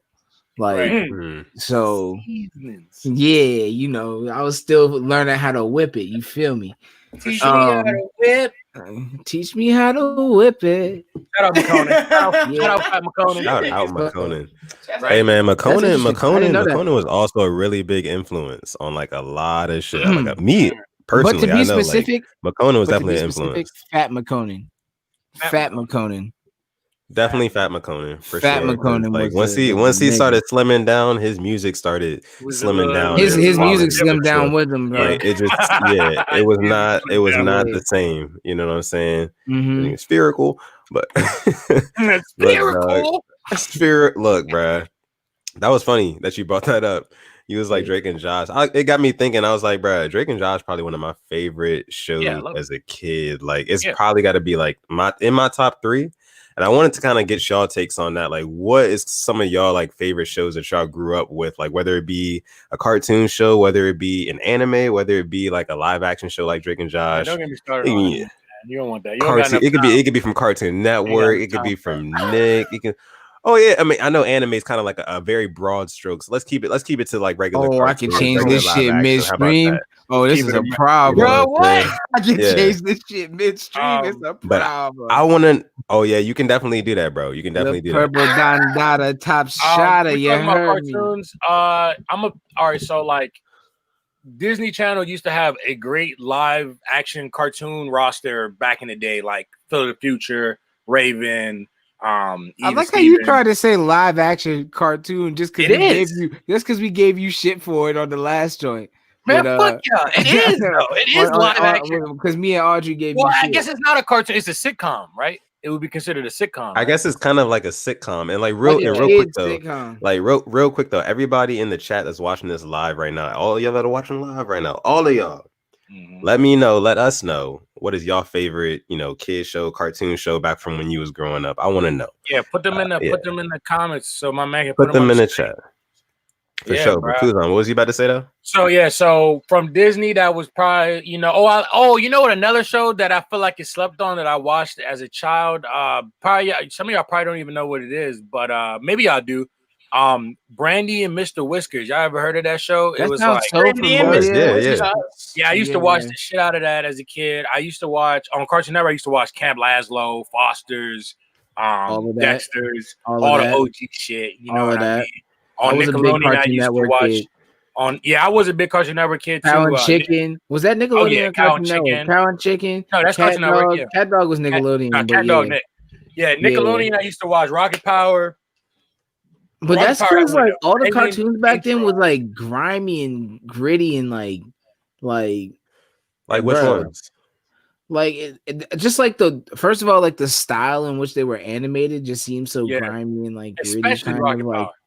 Rocket Power, like just grungy, I guess. The way they were drawn, and but also it was like the 90s, so like grunge was like a big thing. Yeah. Static Shock was fire. Static Shock was gas.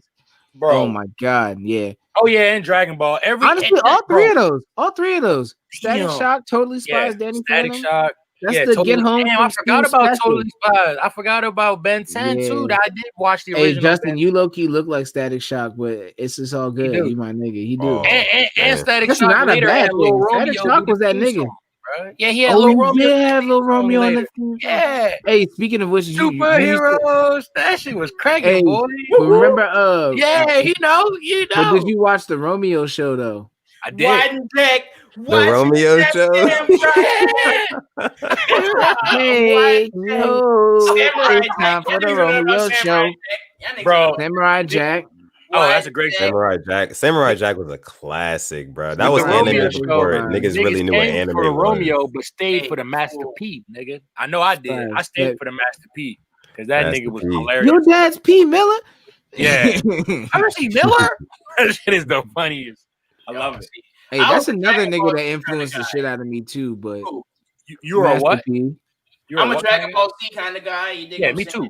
I'm a fan of Dragon Ball Z. I like Dragon Ball Z. We got the SpongeBob ball. We got the SpongeBob gotta be the number one, bro. SpongeBob, like first four, I think like first 4 seasons. 99 to after like that, it starts like changing a little bit. Yeah, but like quotables. I don't know. 05. I feel like we can go like 08.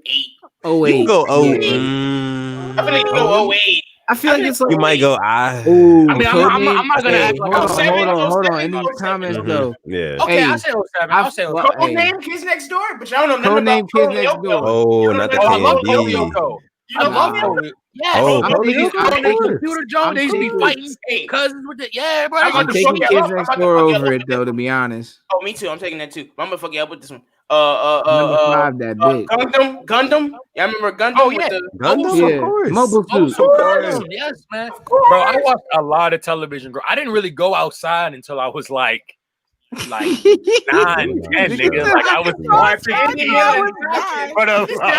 see you. I was outside. Eddie Malanaka show. I was an outside kid. Hey, Izzy, put the artwork on it. Can you enlarge the artwork on the screen? I was an outside kid. For which one? For which one? This is on 22 shit.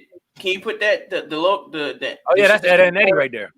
Ed and Eddie was good guys. Ed and Eddie. Bro, I can do the voice, bro. Probably my favorite one, bro. Let that nigga know. Let that nigga know. Nah, yeah, Ed and Eddie was. That's out there, Ed and Eddie, man. Ed and Eddie. Jigging for the gumballs, man. For the jawbreakers. For the jawbreakers. Eddie was a hustler, my nigga. There we go. Hustling the block. Right, there it is. Hitting licks for the jawbreakers, man. That's the game right there. That shit hard. On the cul-de-sac. They got us on the cul-de-sac. On the block. What you talking about? They was on the block. Jugging and finessing. Fuck you talking about? Shout out to them out their quarters. And Kando, yeah, finessing them out their quarters because we trying to get some jawbreakers too. You sitting on 22s with the sleeves, motherfucking finessing for the quarters, dodging Kevin on the bike. You know what I'm saying? Yeah. Dodging the tankers, man.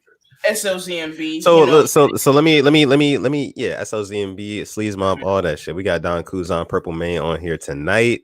Let me break it. Let me get a little bit more specific. Yeah, we kind of broad right now with the whole TV show, like commentary. But like, let's break it down. So let's go by network: Cartoon Network, Nickelodeon, Disney Channel. What was the best show from each of those? Let's start with Cartoon Network now. Cartoon Network. Yeah, I can go with that. Cartoon Network. I watched a lot of Ed, and Eddie. Ed and Eddie is up there, but I'm trying to think. Cartoon Network had a lot of shit. They had a good roster though. I think Ed and Eddie was gas. Had a great roster. I think Ed and Eddie probably is like top tier, like number close to, if not number one, close to number one for me. For sure. I just don't know what will beat Ed and Eddie on Cartoon Network. Dude, they had so much shit. Like I mean, they had shit like Foster's. They had shit like Courage Cowardly Dog. Like they had Dexter's Laboratory. Dexter's was hard too. On Dexter's Laboratory. That's a classic, bro. And even like Kids Next Door, bro. Like, come on. Yeah, like, that might be one that was close. That might be touching them. Yeah. Now Ed and Eddie shits on Kids Next Door, bro. I'm sorry. Y'all niggas, hey, listen, y'all can judge me if you want to, but listen, y'all can judge me all you want to, but listen, Powerpuff Girls used to be like that low key. Why would I judge you? That's a good show. Hey, Powerpuff Girls, that was a great show. It was a great show, right? All right, I'm glad everybody agree with me. I don't know. We passed that whole just because they females running the show. I know we passed that, but I want. Hey, look, I'm just saying. I don't care if anybody judge me for it. It's Buttercup was a boy anyway. I remember the episode when Buttercup was sleeping niggas. Yeah, she will. But remember when she wasn't taking a shower at that time and like she was stinking, musty ass. Like, they was like, I remember that. Out of here. Go upstairs and take a shower right now. Go upstairs, put on some lotion right now. I got more money. I mean, it was bitches took out the trash, man. It was bitches. They had the curtains up there. The curtains. But seriously, like, my thing is, it's like it was definitely other shows though that could definitely contend for that top spot. Like a lot of people will argue. Like, a lot of people argue for Billy and Mandy. A lot of people argue for. I forgot about that show. You know what I mean? Johnny Bravo. I'm gonna put Billy and Mandy on that top just because Grim was Jamaican and I'm Jamaican. That's the only reason I'm putting it up there because he was Jamaican as well. Grim was Jamaican as fuck. I loved it. I love that the Grim Reaper was Jamaican. Like that's the most chillest ethnicity, and he's killing niggas like for a living. Camp Laszlo. Remember Camp Laszlo? I mean, Cartoon Network probably had the best. Cool. Like, in terms of like shows that like had like actual longevity potential, I feel like Cartoon Network had the best shows. Like it showed. Cartoon Network had the best ones, bro. Like, it showed because all those shows we named were on for like 4+ years. Like, they were. Ed and Eddie was on for like ever, bro. That shit was on for like at least 7 years, bro. At least. Ed and Eddie was on for a minute. Streaming services. Yeah, they ain't got none of those. They ain't got none of that shit on like Netflix and Hulu, nigga. I'm trying to watch some. Bro, it's bro. If you go on YouTube, bro, and you just type in this shit, you can. Niggas stream that shit all day. Yeah, they just play it on rerun. I watched stream. Bro, I used to watch that shit in Frostburg like that. I used to watch Ed and Eddie like on the crib on the YouTube all the time.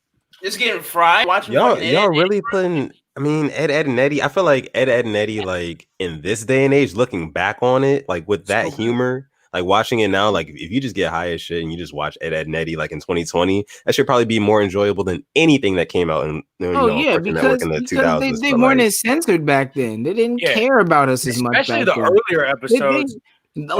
Back then, all the cartoon people was just literally had the fuck them kids mentality. Yeah. Like y'all remember the Ed and Eddie episode, the sailor words and all that shit, the cursing, SpongeBob hiding a dead body with the whole health inspector junk. He thought he killed Cuz. He tried to bury him, but the grave was shallow. Like, what? That's adult problems, nigga. That is not kids. Right. Adult things. I ain't never even looked at it like that. He thought he killed Cuz. He said, "Oh, I need to bury him." But the first thing you think of, and the grave was shallow, so he was sliding out of the grave and shit. Yeah, bro. Like what? Facts. All right, so final answers, man. What's the best show from Cartoon Network? Ed and Eddie for me. For Cartoon Network, I'm gonna say Ed and Eddie too. I'm gonna say Ed and Eddie. I just because I watched it so much. Kids Next Door was on Ed and Eddie too, though. Ooh. What we got, fellas? What we got? You gotta pick. Yeah, but I say I'm you gotta going get your final name answer. Kids Next Door. All right, Ed and Eddie my second. That's respectable. I respect. You know, honestly, bro, I'm gonna have to go with Dexter's Laboratory, and I'm gonna tell you why.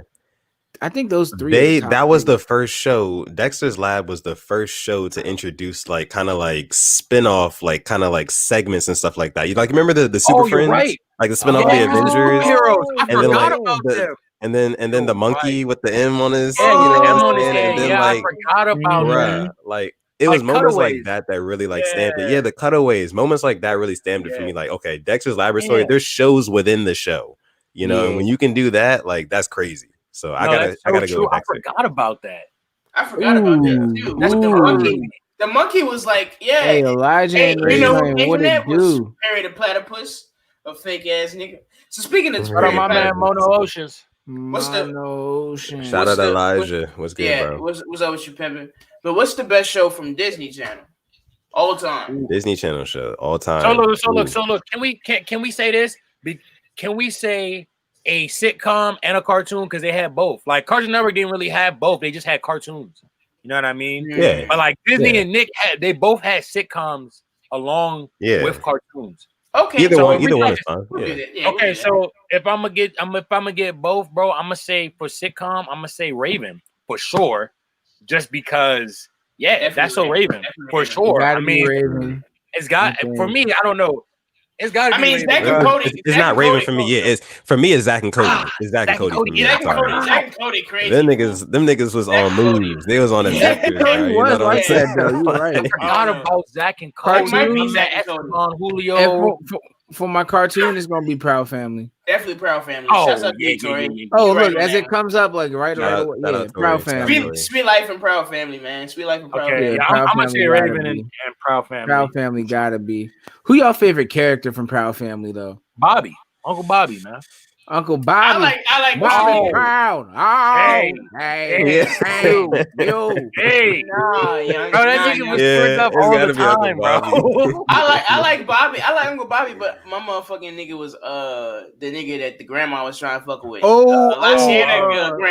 The nigga that was like laughing all the time. Yeah, he was laughing, only speaking Spanish. And he talked shit in Spanish the whole show. He was Spanish Joker, but he had green hair and he was laughing all the time. He was pasty pale. He was. Y'all remember 15 Cent?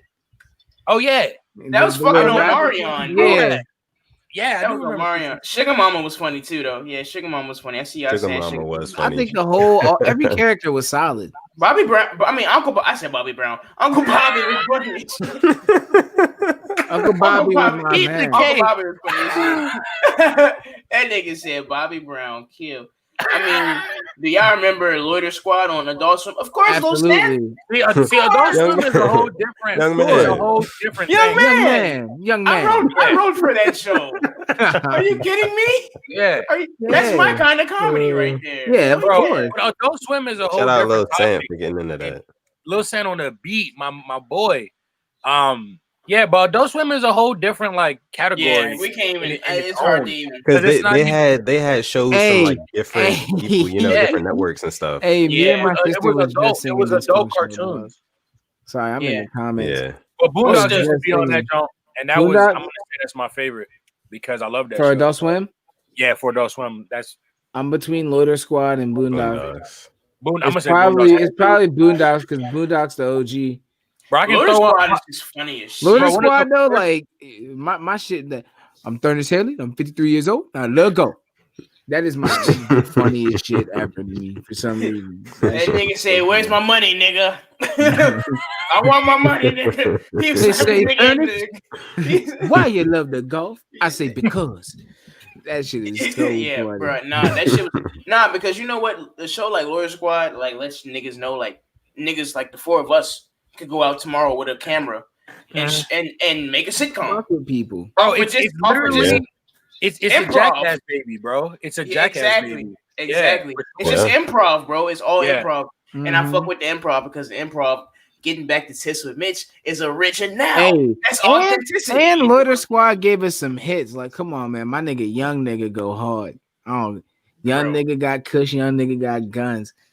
That's for me it's still Boondocks though. Yeah, it's still Boondocks. It's still Boondocks. Yeah, it's definitely Boondocks. Boondocks is just so great just for like African American comedy and just like the culture too. Like it just picks and talks about so much, but it's good because like the early stages of Boondocks when it was written by Magruder, you felt good because it was like it's a black guy talking about black things. Finally, like it's It's not white people trying to talk about what they think they know. It's a guy who's going through experience that can actually relate. And that's my thing. That's my thing though. Like the Boondocks was like it was like The Simpsons for black people, and it ended way too early. You know what I'm saying? Way too early. Yeah, and I wish Aaron McGruder would have kept up with it because Grandpa is gone, bro, and it's crazy. Yeah, shout out to John Witherspoon. Yeah, man. I don't know, bro. I don't know if anybody gonna have like no. There's no way. Even the best John Witherspoon impression. His son does a pretty good impression of him, but it's just not the same. It'll never be the same. Not the same. Nobody go in there for 35 to 45 minutes. I got big nails today, son. One of the first they gonna call me Mr. Bitches. Call me Mr. Bitches. That shit is hilarious, bro. One of my favorite episodes of the Boondocks, one of my first episodes of the Boondocks is the when they're in the movie theater, that's my favorite, bro. That's my favorite. Yeah, bro. That episode to me shows everything about the Boondocks. Like, it's black satirical comedy. There's martial arts in it because the Boondocks have a lot of. I think it's underrated for how much fighting actually goes on. Bro, the fight scenes was crazy. Yeah, it's so good, bro. Like, okay, there's this 10-year-old kid who's just like so woke, but also knows kung fu. Like, what? Right. Like, you know what I mean? Like, he's skilled. And this man Riley fight like just a street nigga. Like he fight like this and shit like a street nigga. He loses all his fight, but he's just a street nigga, bro. Like, you know what I mean? Like, he embodies that.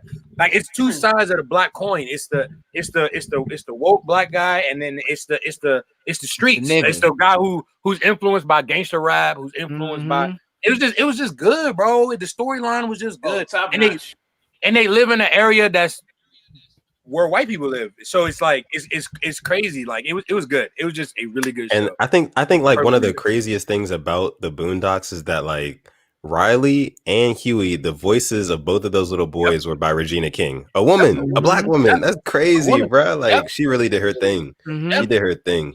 So good to differentiate. Like, she can differentiate those voices perfectly. Like, make it sound like it's two different people. It's crazy. A goat. One of the best voice actors. Okay, we got one more show, the Nickelodeon. Oh, you know, but look, I'm gonna take the gears on this one because if you niggas don't agree with me on this, then I'm gonna look at you a little differently. All right. What are we talking about? We're talking about the best cartoon. Obviously, we know what that is, and the best sitcom. Now that's up for debate. But the best cartoon, obviously, is SpongeBob, hands down. Oh, Nickelodeon, yeah. No debate. On Nickelodeon, right? Yeah. On Nickelodeon, I can't fight. Yeah, you can't debate me on that. Yeah. SpongeBob got it. Hands down. SpongeBob got it, but let's run through the honorable mentions. We got Rocket Power. Yeah, go ahead. Yeah. We got Fairly Odd Parents. Fucking Wild Thornberries. Wild Thornberries. Ready? Here's one. Chalk Zone. Slept on. Super slept on. You got to know about it. That's like underground Nickelodeon. Overlooked, underrated. Like, Chalk Zone, you don't even remember that. Niggas don't even remember the Chalk Zone. Niggas don't remember the Chalk Zone. They don't even know about it. There's some Generation Z niggas in here right now that's like, Chalk Zone. Listen. Who? But that is like, get the fuck out of here. But SpongeBob's the best. In terms of the best sitcom, now, I don't even think this is refutable. This is irrefutable too to me. But y'all can say what y'all's piece is. But it's Drake and Josh. Got to be Drake and Josh, the best sitcom. Drake and Josh for sure because Drake and Josh. Without Drake and Josh, we don't have your iCarly's. Okay, we don't have. I don't even know what else, but definitely you don't get no iCarly without Drake and Josh. Zoe 101, did y'all fuck with that show? I fucked with that show. Zoe 101 is better than Zoe 101 made me cry. He just made. I watched way more Drake and Josh than I did Zoe 101. Personally. I think I watched every Zoe 101 drama. I watched every episode of both. I watched every episode. New episode on Saturday? Nigga, I was in that shit I think storyline Zoe 101 is better because Drake and Josh is just what they gonna get into today, like type shit. Where Zoe 101 was like, these niggas are like, there were constant plots that would reoccur, like, Chase want to get with Zoe, like from since day one. But like, it's showing the progression of that. He failed multiple times, then got it at the end, but it was bittersweet because my man moved. And then it was like they tried the long distance. Like, I like the show because of the realism. It really showed you that sometimes shit don't work out, and like that show is good at Yeah, I cried. I cried because I was sad, bro. Here's the thing also with me, like I didn't have cable the whole time growing up, so like I didn't get to watch all of these shows all the time, like when they dropped and shit. Yeah. So like I caught a lot of reruns and shit. Like, you know what I'm saying? By the time I did get cable, I was like halfway out of my. How you change your name? Go to the little screen. Like don't have it on full screen. I see. Keep talking. Keep saying what you're saying. But Perpeem. Y'all niggas, man. Yeah, I got a million of them. Don't you worry about it. But yeah, so I mean, so that's why my opinion on like some of these shows is probably like a little different, just because like I didn't have Cletus Jones. Cletus, come on, Cletus. Anyway, yeah, so that's the only reason I feel like I feel the way I feel. But no, I won't fight y'all. Drake and Josh is up there. That's like the best quotable one. I mean, but hey, Keenan and Kel is Nickelodeon, and nobody said about that. I mean all that. If that's the case, Amanda show. All that. Oh yeah. All right. So then I'm going back. All that. As much as I love Amanda, I think I gotta go Keenan and Kel. I got more gas up for Keenan and Kel than Amanda. For Drake and Josh, bro. Keenan and Kel. I'm going Keenan and Kel. Who loves orange soda? I like the white version a little bit more. I like the white version. Coach Moore. You like the sparkling seltzer version, and we like the orange soda. It's okay. It's all. Hey, we're going to Chick-fil-A, not Popeyes on that one. Hey, look, I like the white version just a little bit more. But let's talk about Nick at Night, bro. What's your favorite? I know Nick at Night used to have his shit. It has Saved by the Bell. Fresh Prince Lopez. But if you make it to the ultimate joint, George Lopez, you've done it. You good. You reached the top. You've achieved it. If you're up and George Lopez is still on or it comes on, it's like know it's time to go to bed, my nigga. Did y'all ever? I know. But did y'all ever watch The Nanny? The Nanny, I hated that show. Fran Drescher? Yeah. Oh my goodness. Her fine ass. 90s Fran Dresser could get it. Voice and all, I don't care. Undisputed. She is unstoppable. 90s Fran Dresser. That low rider shit come on, you be like, pull up on me with the that low rider shit come on, nigga. Pull up on me with the alarm clock voice. Let's get it. And what you talking about, Fred? Hell yeah! I've said it before. I'm not ashamed of it.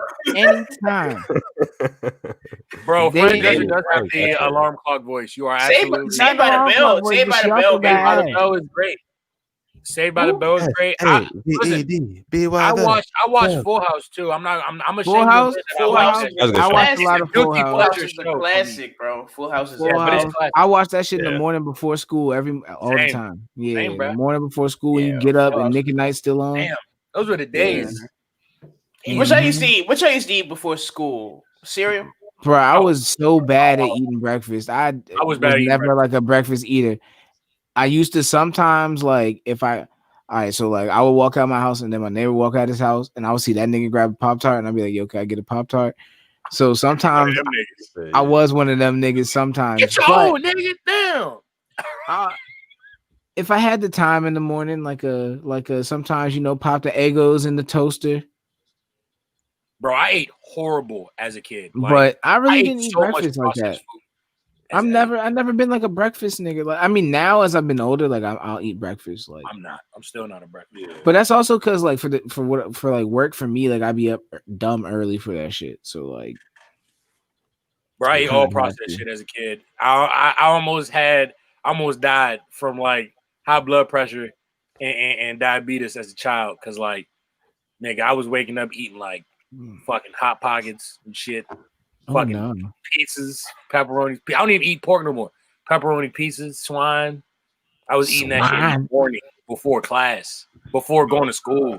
Yeah, it was terrible. I was like 13. The doctor was like, "Nigga, you're gonna die, bro. Stop." See, me, I was a big cereal guy. I used to eat a lot of cereal. You know what I'm saying? My favorite cereal of all time would probably have to be Lucky Charms, man. I'm not gonna lie to you. Wow. Them marshmallows in that joint was hitting every time, bruh. I'm sorry, that's my number one. That's Reese's Puff, Reese's Puff, little raps used to get It's a reason. It's a reason I told him put my little video square under yours. All right, it's a reason.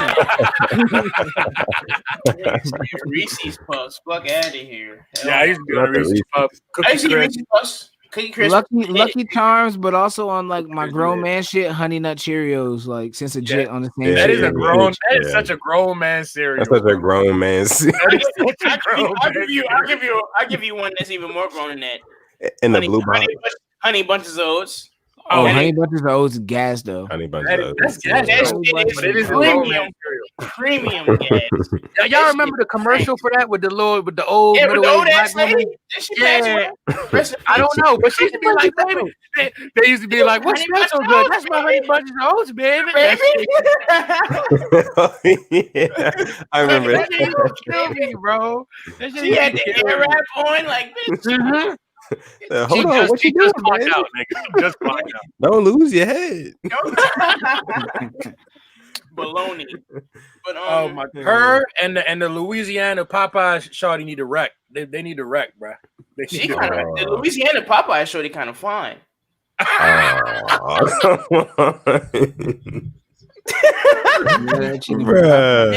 I need her number. If you listen to this, I need that number. Hey, she right. Raisin Bran is just like slept on, bro. No, it's not, bro. I like Raisin Bran. It's trash, bro. You niggas are bugging. You niggas are off your mind. Hey, Captain Crunch is a sharp ass cereal. Imagine going down the cereal aisle and picking up Captain Crunch is the number one cereal that fucked the roof of your mouth up. Bro, it had the sun on it. He was happy as shit. He had the scoops. Bro, it's raisins. You niggas eat raisins, bro? I like raisins. Hey, we ain't doing the tape no more. I ain't fucking with you niggas. This nigga gonna kill me for eating healthy. That's crazy. Bro, it's prunes, my nigga. Frosted Flakes is torch. Frosted Flakes are good. Shout out to you, Mia. Everybody had that's OGs. Raisin Bran is not slept on at all. BT Crunch is probably the best. That's probably one of the best. Like pound for pound, that's the best. That's the best cereal of all time. No, bro. You're tripping. You're bugging. Of all time? Come on, bro. What? Of all time? Pound for pound. Look. You don't have to add nothing to it. Mealy. Hey, the milk after Cinnamon Toast Crunch though. The cinnamon milk. Oh yeah. Wait, what'd you say? What? It's cinnamon milk during and after. The cinnamon. The cinnamon milk. Don't give me that. Say it 3 times fast. Cinnamon milk. Cinnamon milk. Cinnamon. That sounds like Busta Rhymes on Look at Me Now. Hey, Justin, don't you start with me, nigga. Don't you start with me, nigga. What are you niggas 40? This nigga Justin be eating puffs. Just corn. Justin, don't eat kicks, don't be in the comments acting like you don't be doing old nigga shit too. Like we all be doing old man shit, low key, like eating yogurt and shit. Hey, Mahala, I need you to stop right now. Shorty said, "Honeycomb, sweetheart, we don't do that around here, dog." Y'all remember the honeycomb like commercials though? That nigga was a junkie, son. Like that nigga was wild. Crackhead. Nigga, the leprechaun was a junkie, and motherfucking the Tricks Rabbit was a fiend. The Tricks Rabbit was a fiend, bro. The Tricks Rabbit was bad, bro. It was to the point where like they was making spinoffs on like different like TV shows with the Tricks Rabbit. And I don't know if y'all ever saw the Family Guy episode where like that nigga like the Tricks Rabbit, he jumped in the apartment and like murdered everybody and then jumped out and like it looked like he was on some drugs or some shit. Like I was like, man, they really doing this nigga dirty. Man, I wish they had Family Guy on Netflix still, man. Why Netflix always remove good shit? Hulu, man. Hulu, my guy. It's on Hulu now? Yeah. Kill. Quick bathroom break for me real quick. All right. So I think we're gonna go 2 for 2 on that one. Hey Izzy, when we get back, let's drop some unreleased Sleaze Mob shit. Oh wow, so yeah. No? So I mean, yeah, we can do that for sure. We can do that. Let's drop a couple songs back to back, and then the Arch Barge. Hey man, the Kuzon dropping tonight, man. Jaded, featuring my man Tokyo from Japan, dropping tonight. I ain't fucking around. Okay, niggas really going baby on baby. Niggas really going baby on baby. Niggas gotta really drop it. That's crazy. All right, I'm gonna be right back. We don't usually announce that when we go somewhere, but cat's out the bag. We're human. We have ladders. He got to go pee. He had to go pee. But look, it's me and my man Kuzon here. Yes, sir. Real quick. Just until these two niggas get back. You was talking to me before we went on air about getting on the video game and playing some video games one-on-one, mano y mano. We are both big MMA fans here. Yes. We love the UFC. We love fighting. We love combat sports in general. We haven't talked in a minute. We're gonna talk more off the air because I know everybody watching right now is not, UFC fans and everything like that. But look, I got smoke for you and UFC too, and you got smoke for me, I'm sure. So we're gonna hash that out. Yes. Anyway. For sure. Next up, we got some as soon as our guy Big Boss Purple down here in the bottom left gets back, we're gonna play one of his tracks. Yes, sir. And then we're gonna play we're gonna play the Sleaze Mob first, and then we're gonna play one of Purple's track. Whoever comes back first. If Mitch comes back first, we'll play the Sleaze Mob. Okay. Yeah. Whoever come back first. But like I said, if you're watching this video right now live, you're sitting on 22s with the Sleaze Mob, go ahead. Yeah. I'm back. He's back. He heard everything. I don't know how he heard everything. He's got wired headphones. That doesn't even make any sense. Hey, look, these joints is number one. These are the recording joints. These joints loud as hell. You must don't even come from me. I'll go bathroom with you. Then you got the long cord. You got the long cable. He had that shit all the way. I'll go get the AirPods. Real quick, guys. Before we play some music, if you're watching this live, like this video, subscribe to our channel. Helps us out a lot. Big Boss Purple. All of that. Damn, his shit gonna be hard. I'm gonna play a little song. His shit gonna be hard. I'm actually about to play a song from my guy Big Boss Purple. Yes, sir. It's on SoundCloud. Yeah, that was on other platforms too, but it's the most recent. It's coming to other platforms soon. How on Marble? How Wills and yeah, Purple nigga. She did that sipping on that red. Ay, bitch, I'm Marvin. Yeah, ay, bitch, I'm Marvin. My niggas wildin'. Go when I'm smiling. I be flexing, like really stunting. This shit, told you singing, nigga. Bitch, I'm ballin', like my name's ballin'. As of recently, Chevy crawling. Look what I'm doing. My shit stay booming, my shit bumping. Yo, shit stay frontin'. Like nigga, you bluffing. Good gas puffing, like really blazing. Nigga, what you saying? My bitch Asian, black and Caucasian. Ain't none of them basic niggas complacent. That's why they hating. These niggas faking. Meanwhile I'm baking. I'm making that cake and I keeps it shaking. You don't get payment. You broke adjacent. Get the fuck out my face and fuck out the basement. You ain't paper chasing. Boy, I've been stacking. Won't catch me lacking. I'm still the captain. I'm back in action. You niggas acting like y'all be capping. You rapping for fashion. I rap for passion. I'm making no web, little nigga. You know I'm splashing. Bitch, I'm saucing. Like really bossing. I'm flashing, flossing. Purple awesome. I wouldn't cross them. If you got problems, I'ma solve them. Bitch, I'm mobbing. Bitch, I'm mobbing. How I'm mobbing. Bitch, I'm mobbing. Bitch, I'm mobbing. How I'm mobbing. Bitch, I'm mobbing. Bitch, I'm mobbing. How I'm mobbing. Bitch, I'm mobbing. Bitch, I'm a mob, stay on my job. Purple the greatest that you ever saw. I love him at all, I'm playing it raw. Hold on, little nigga, this shit off the top. Hey, nigga, you know how I rock. Hey, nigga, this shit off the top. I'm coming for that top spot. Came through, nigga, and you know hard rock. Hey, nigga, knock a nigga out the socks. Came through, nigga said you don't want a box. Pull up on a nigga and I pull up in a box. Shit be these niggas not ready. I pull up in a drop top. Nigga, hold up, nigga, I got that hot spot. Not talking about Wi-Fi, my niggas, they know that I'm smoking no shit. They leaving me how hot, nigga, I'm skating. Pull up on nigga, wait, hey. Came through, nigga, like, nigga, what's shaking? Nigga, keep it cranking. Nigga, keep it banking. Hold little nigga, and I'm blowing on the stanky. Hey, nigga said I'm blowing on the danky. Damn, nigga, and I'm counting on the bank. Yeah. Nigga said I'm sliding in the tank. Okay. Bitch, I'm the nigga that you ain't. Hey, nigga, this shit up the dome. Hey, nigga, they say I'm in zone. Wait, nigga said I'm in the zone. Pull up on niggas, I'm tipping on chrome. Damn, bitch, how am I mobbing? Damn, nigga, like, how am I mobbing? Nigga said, how am I mobbing?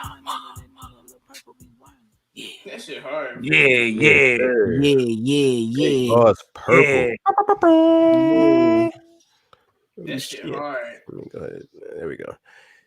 My man, Big Boss Purple. Let them know one more time. When's the next time some music is coming out from you so they can be on the lookout for it? Ain't no exact date, but near future. Hopefully within the next. Well, if this nigga drops some shit, then I'm gonna have no choice but to drop some shit. No, you dropping it because I'm dropping some shit. I ain't forget, nigga. All right. Yeah. Well, then it could be as soon as tomorrow. But the next full project probably, I don't know. Before the end of this month and sometime next month, probably. If I had to guesstimate. I'm just bad at like actually planning, like, okay, this gonna come out then, I'm not good at that. But that's hard, bro. It just be kind of like when I feel it, you know what I mean? Like, yeah, that's how it is. I mean, like, as an artist, you know, it's whatever you feel, and when you feel, you create, and when you create, you share. So we appreciate you sharing with us tonight here in Breaking Bread with us on the Sitting on 22's podcast with the Sleaze Mob. We're gonna play one more song for y'all, then we're gonna get into our all famous segment, RG Bargy. This next song is actually coming from our guy Mitch. Yes, sir. Up in the Mitchell, right? Yes, sir. Yes, sir. Yes, sir. Mitch, what is this song? What is it about? What it do? So my initials is JAH. You dig what I'm saying? And JAH in Rastafari means God. Yeah, Jah. So I was like, man, who do I feel like? I feel like God on these niggas. It's just a little freestyle, man. Just a little bar for bar, a little something, just to fuck around. Nothing too special. I don't even know if I'm gonna drop this, but this is exclusive right here. This is Sleaze Mob exclusive. I'm so SOZMB. Y'all gonna be the first people to ever hear this. I think Izzy heard this, but this is some SOZMB shit. It's not even mastered for real. It's not even mastered. It's just a little something. But go ahead and drop that one for the one time. For the one time, sir. Yeah. I'm gonna hold my dick the whole time I rap. What up, man? The whole time. Hi, KK. Who do I think I am? God. Kanye's on Fiji, I walk on water, it's easy like only Jesus can. God. I'm like the pizza man, slice a $1.50, cross your face, this shit is cease your plans. God. This ain't facetious, man. God. Who do I think I are? Who? That Gap 2 fucker, straight out the Sleaze my off. This ain't no fussa or odd. I know you peep the posh. After we fuck, she let me keep the drawers. I tell her make sure that them sheets is washed. You turned your back on this pussy, we ain't forget it. And when we back to dropping, you'll probably be acting different. You like us when we hot and now the pot is flaming niggas. You motherfuckers, I'm putting cases on you bitches. I bet that bitch be looking better with my dick in her. Finish her. You chasing pussy, I never stick with her. Feelings hurt the shit that I'm sipping here out the sizzler. Minister, the way you saving pussy, I'm more sinister. The flow is leukemia, and we is just heating up. The fever is seasonal, me and Jesus is teaming up. I fucked her Regina up, now she sucking my semen up. Don't need easy to beam it up. Atheism believe in us. God. Yeah, and you heard that, fuck a bitch in the tub, on the sink. It's a bird bath, you got fake designer on with no E. That's verse ass, and you know that you can't fuck with me. No verses, and I'm up off the E. You see it like first class, and we just fucked up. You're seating, Walt's worst dad.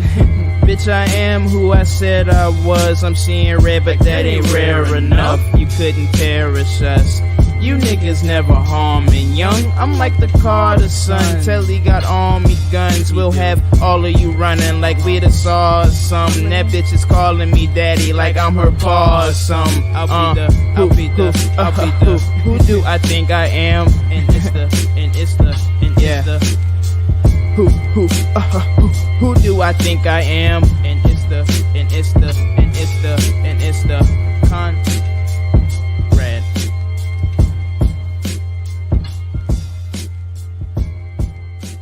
I already told you what I thought I was. A god. Would you like it more if I said I am a nigga? Oh man, that is hilarious. I was gonna comment about something else in the song, but the last part just caught me. Me too, bro. But that last part just fucked everything up I was gonna say before that. Y'all have no idea. I see. Do you see this coat? Nigga, do you see this coat? Do you see this coat? Kanye, wow. Yeah, Hey, that shit was great, man. You niggas never harm a young fly. I'm like, Wizzy, my opponent's done. I'm done talking. Shut up. Yes, hey, see, a nigga like me gonna pick up on that real quick because I know that that's the original Carter, the first Carter. All y'all little niggas grew up on the Carter 3 and shit. Like, nah, Carter. First of all, Carter 2 best Carter. I'm dying on that hill. Carter 2 is the best one. Hey, bro, I'm dying on that hill. Hey, bro, but look. You peeped that line, but then I was like, and it's the. I heard that too. It's the Carter, you know, like because I've been listening to the Carter heavy lately, fool. Bro, when I played football in high school, that was the song we used to come out to all the time, bro. Word. Yeah. He was saying that shit the whole album, that whole Carter 2 album, bro. Carter 2, crazy. The Carter 2 was amazing. I could listen to that shit start to finish every time. Yeah, so that's just a little something. Oh, something. I like it though. And after that solidifies the collab. Oh, for sure. That solidifies the collab. Oh, for sure. But I'm gonna have to come a little differently to fuck with y'all. Keep an eye on either that group chat we got or the inbox. Like I'm about to just start flooding shit in that junk, beats and all types of just random shit. So be prepared. Please do. Beats, random shit. I hope y'all don't mind the voice memos feature. It's the most toxic feature that Apple could have ever gave me. Yeah, we be doing that shit a lot. I like to call it the Apple Nextel feature. But the thing about texting with purpose, like you could be like, "Hey, nigga, I just want $100." He'll send you a voice chat. My nigga, you doing good, and that'll be it. That will be it. Like, no, I really just, bro. It's either because I be at work and I can't really sit there and type out what I'm trying to say, or I be typing out what I'm trying to say, and I'm like, this shit look kind of long. I'm gonna just say it. Or sometimes, like, I need to say it for the exact tone of voice for the meme value of it, like. I be trolling. You can ask this nigga. He's the number one nigga I be trolling on that joint like all the time. I probably did it before we did this joint. Hey, look, man. I need you niggas to narrate my next project. Okay. Y'all willing to do that? Okay. Oh, sure. I'm dead ass. I always wanted to be like, I would love to be a voice actor. Yeah, like I would love for you niggas. Like, you know how Morgan Freeman was on 21 shit? Yeah. Like, I kind of want some niggas who will be like, and y'all niggas, we'll talk about it after. I low key want to do some shit where, like, if anybody steal this shit and I hear it, I know you stealing songs. And it's cool, but it's not at the same time. It's not cool. Yeah. I wanted to do like a mixtape where, like, you know how like it'd be like mixtapes with that nigga DJ Drama and he be gassing the rapper up the whole time. Yeah.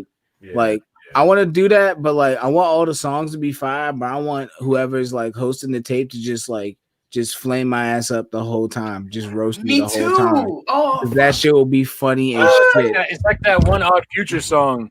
Yeah, y'all thought that shit was hard. No, that nigga ain't shit. Well, Lionel is just Lionel, it's he's oldie. roasting niggas. Yeah. The whole beat, he's just roasting niggas up. That nigga Haji, that nigga ugly as fuck. That nigga ugly Earl. as fuck. Yeah. Let me be on That that. nigga ugly. Let me roast the nigga. Let me roast this nigga, bro. I got you. Get at me. Let me get at least one interlude on your shit, bro. But okay, look.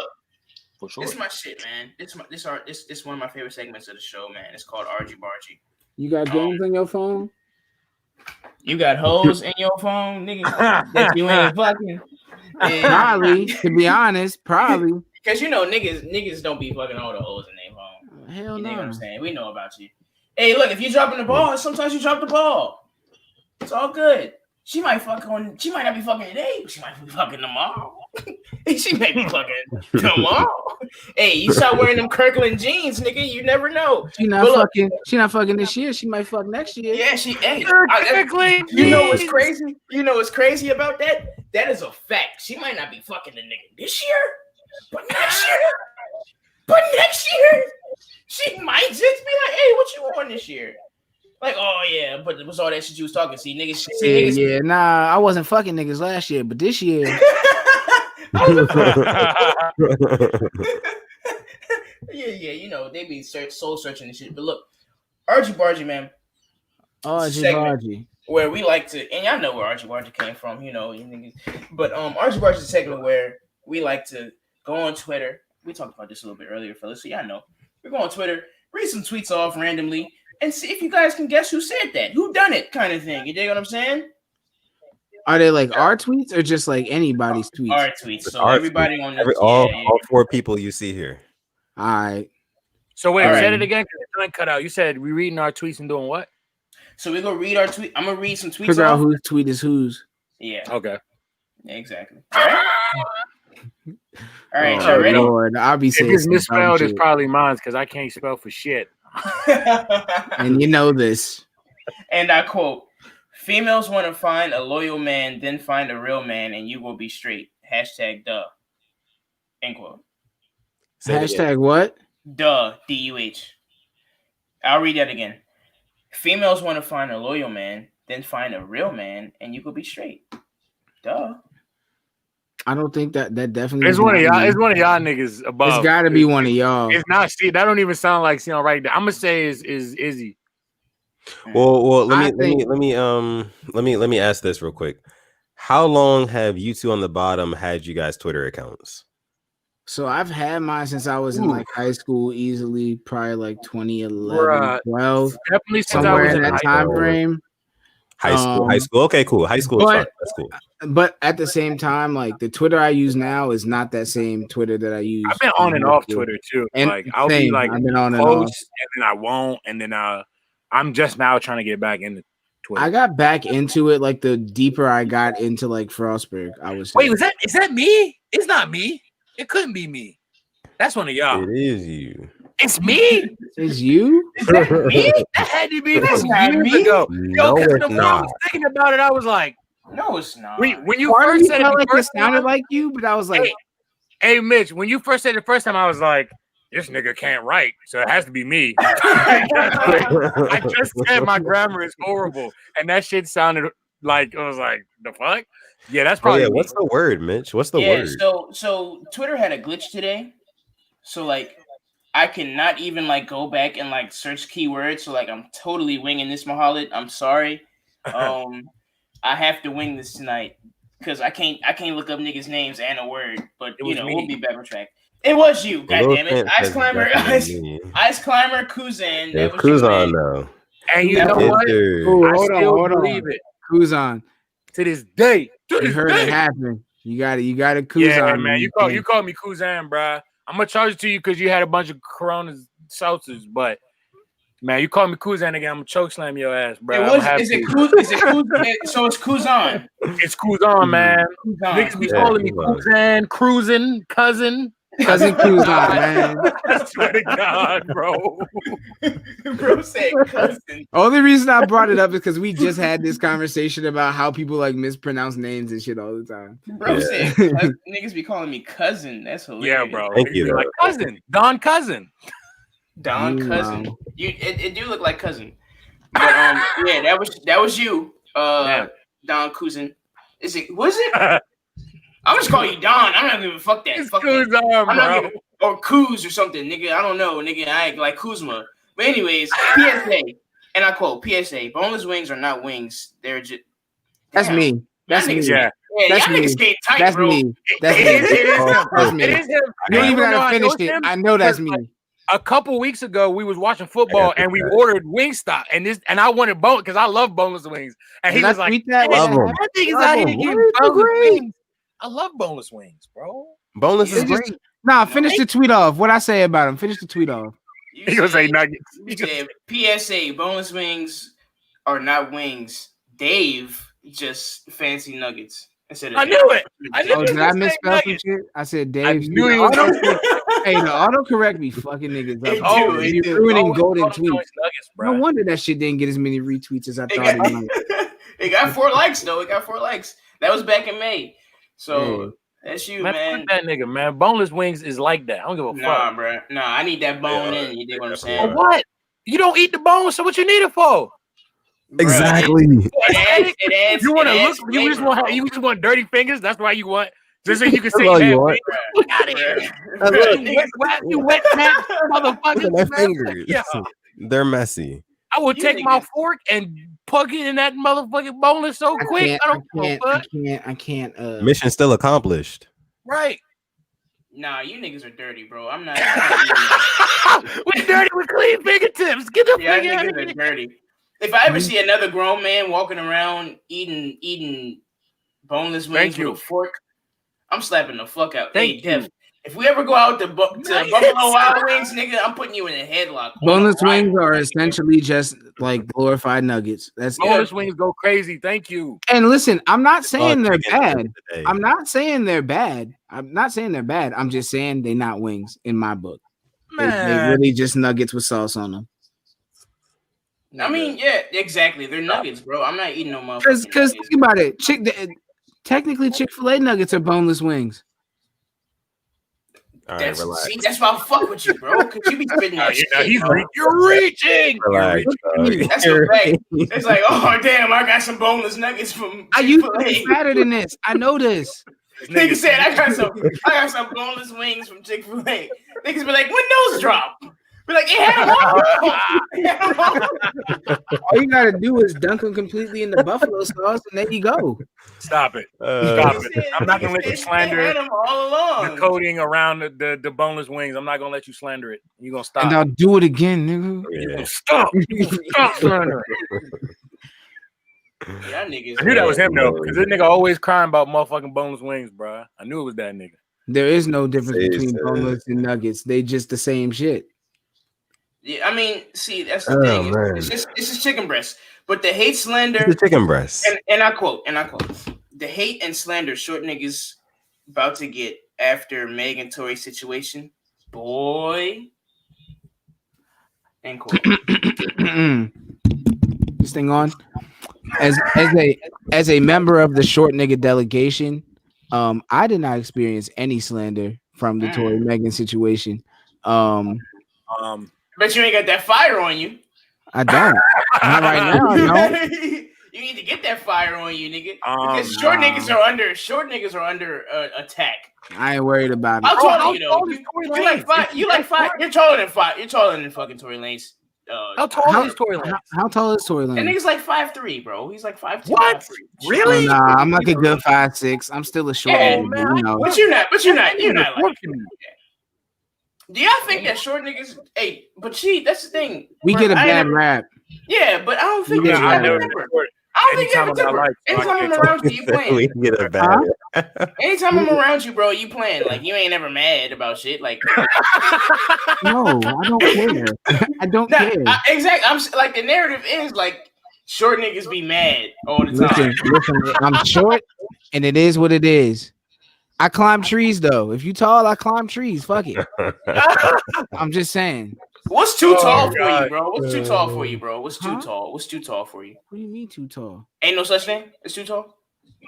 I don't know. Probably You like laughing? This nigga laughing. I'm being I don't serious. know. It depends. I don't know. Maybe 6'9". If I 6'9"? need a shorty that shit, if I need a shorty that could dunk on me, son, You like, know how tall 6'9" is. Nigga said LeBron. That's literally LeBron James. Not That's 6'7". literally LeBron James. This is a basketball player, bro. 6'5", probably like What you max. dating? The Undertaker boy? 6'5", max. 6'5", max. Nah, that's too damn tall right there. Nah, 6'5", max. I ain't never dated no. I mean, see, that's the thing. I haven't dated anybody taller than me. I really couldn't say. So I really don't know. My current girlfriend, I'm way taller than. She's way shorter than me. I have no preference. It doesn't matter. Okay. Yeah. See, I don't care. I can't. You can't be too much taller than me though. If you could be taller than me, you gotta be respectful about it. Yeah, no, I've never dated anybody taller than me, but I'm not opposed to it. I just haven't had the opportunity to do so. So yeah. Yeah. This man said 6'9". Like, do you realize how tall? I know. I'm gonna wear Timbs. I can't take nothing that's serious. not enough. Bro, I feel like Timbs are crazy. But that's at like imagine wearing Timbs to the Roots, Chris. But that's at sudden death, man. August 21st, 2020. I knew that was me. You didn't even give me a chance to vote on it. You're not short though. Are you short? That's right. I'm sorry. Me? No, I was just saying that. I was saying that about short niggas. Okay. I remember seeing that too that day, and I like for like a half a second was like, I should say something, but then I was like, nah, I'm gonna let it rock. I get it. Because I kind of laughed at it too. I was like, you right. he said, I'm gonna let it rock. I do remember scrolling through Twitter and seeing that one. And I quote, I'm certain if you get a good woman, everything will fall into place. End quote. That's me. That's you. I got Kuzan. That's me because I was feeling, I'm feeling myself because I'm actually in a pretty good relationship right now. So. Congratulations, man. Thanks, man. It's hard. I mean, it's not perfect. Everybody know, man. You know, that relationship shit be trouble, but it's better than the shit I was on a couple years ago. Years before that, he know because we lived together and I was arguing with the last shorty like every night. Yeah, and I was eavesdropping through the wall because it wasn't that hard. Them paper thin walls. Yeah, bro. I know, but I had the room in the middle, so it was just like I had no choice but to hear what was going on in both the niggas' room. The glass on the wall. No matter how loud the TV was, but nah. When I heard y'all niggas turning up over there, I think something fell over there. So that's when I got quiet. I was like, "Oh, what the fuck went on over there?" One of y'all knocked some shit over. Yeah, so that was. At Don Kuzan. What year was that? I mean, what's Kuzan? Kuzan, you got it. Hey, y'all remember Cousin Skeeter? I know we're not talking about the shows no more, but I'm so mad that shit just popped in my head. Cousin Skeeter. Honorable mention. Anyway, back to the tweets. Who the fuck? That's May 19th, 2018. Wait, 2018? Oh no, I wasn't. Oh no, I was on some good shit. Okay, yeah, go ahead. Yeah, man. So that's you. Honestly. The algorithms with Twitter is all fucked up today, man. I can't really give you niggas anything, unfortunately. So that's gonna be Archie Bargy for tonight. I'm sorry, but we're gonna segue right into Mano a Mano. I apologize. It's all right. Mano a Mano, man. And Mano a Mano is one of my favorite things. It's like, what would you do? Kind of thing. Yeah. Okay. So we're all artists. We're all, we make music and stuff like that. So say Perp, say Don, y'all in the studio with two other niggas that's not me and Def. Right? Okay. And y'all not rehearsing. Well, first of all, before I get into this, do y'all niggas memorize y'all lines, or do y'all like have them on your phone? Like, is it one of those things like it depends? I do both. I just read it and look at it on my phone. It kind of try to get as comfortable or whatever for me. Yeah, I just try to get as comfortable saying it as much for like shows. No, I'm saying like when you're recording it. Oh, when I record it. If a nigga pull out his phone while but Mitch, I've gone to a show and a nigga whipped out a whole iPad and was reading off of the iPad. It was like at this point, I was like, get off the stage, bro, because like I'm not in the performance. Yeah, like at that point, you don't even need to be rapping, bro, because you don't even believe in yourself at that point. Yeah, sweating. Nigga was probably nervous as fuck. Just imagine how nervous he was. Like that was going into it at all. He was just like, and just read. Like, but what? my recording process or writing process is it depends. Like for example, that song that you a lot of times, a lot of my shit be like half written, half just whatever pops into my fucking head. Like that last song y'all played, that whole first half of me like singing or whatever you want to call it, I was, doing the best I could. That part I wrote, but then like when it gets to me like actually just like rapping, I just kind of like that was a complete off top of my head like freestyle. Okay. Like, but it but differs. Yeah. it depending on the song. Like a lot of songs I will just write like iPhone notes, whatever, sit there and like read it off and record it to like just keep myself on track. But then like usually once I lay that first verse down, like then like I can just do it like along with it, like easy. Okay. Yeah. But now go ahead, mano y mano. Mano y mano. So what I'm saying is, if it's just you niggas and some other niggas, y'all like, hey, we about to work on something together, right? And y'all sitting there like y'all listen to some beats, y'all come up with a sound, y'all spit a verse. You dig what I'm saying? But y'all don't record the song because it's just something like, we want to get this perfect, right? So y'all don't put the song, y'all don't record the song. Another week passed by, the niggas that you was in the studio with, they drop a song, right? And the song that they drop is the same beat that I was going to use. And you find out that they're using the same cadence, the same words and shit that I was writing and shit. Oh, hands. They get like I got words for you, Slim. Oh yeah, like, Oh, we definitely gonna talk about it. We're gonna talk about it at the very least. We might be reckoning if you don't give me the right answers. We might be in a fist fight. Are you saying they use the if we talked about it and it was a whole like, and you were like with me involved in the process. I don't play of, when like, it comes to my creativity and like my you. If now, you buy granted, my shit openly, if it was directly, and you're not saying the right shit, we're gonna have to fight. We might have to square up. If it was like, just the verse on a different beat, I wouldn't care. Yeah. Because but if it's the same beat, I recycle the fuck out of shit sometimes. It's the same verse. We might have to scrap off of that. Exactly. Yeah. Like especially if it was the beat that I chose. Like I'm gonna beat your ass. Yeah. I'm not scrap. I'm gonna fuck you scrap for many things, but I will scrap over that because I feel like that's me. Like you really playing. Yeah, I'm not. It takes a lot to get me to that point, but that might be one of those things. But it might be one of those times, especially if like I'm talking to you about it and you not receiving what the problem is, and you just like, I don't see the problem. Oh, you gonna see the problem. You might not see nothing actually, because I'm gonna fuck you up. Like, no, for real though. Yeah, no, that shit lame. Niggas that be stealing each other's bars and shit. Be creative, man. Even if it's not rap shit, man.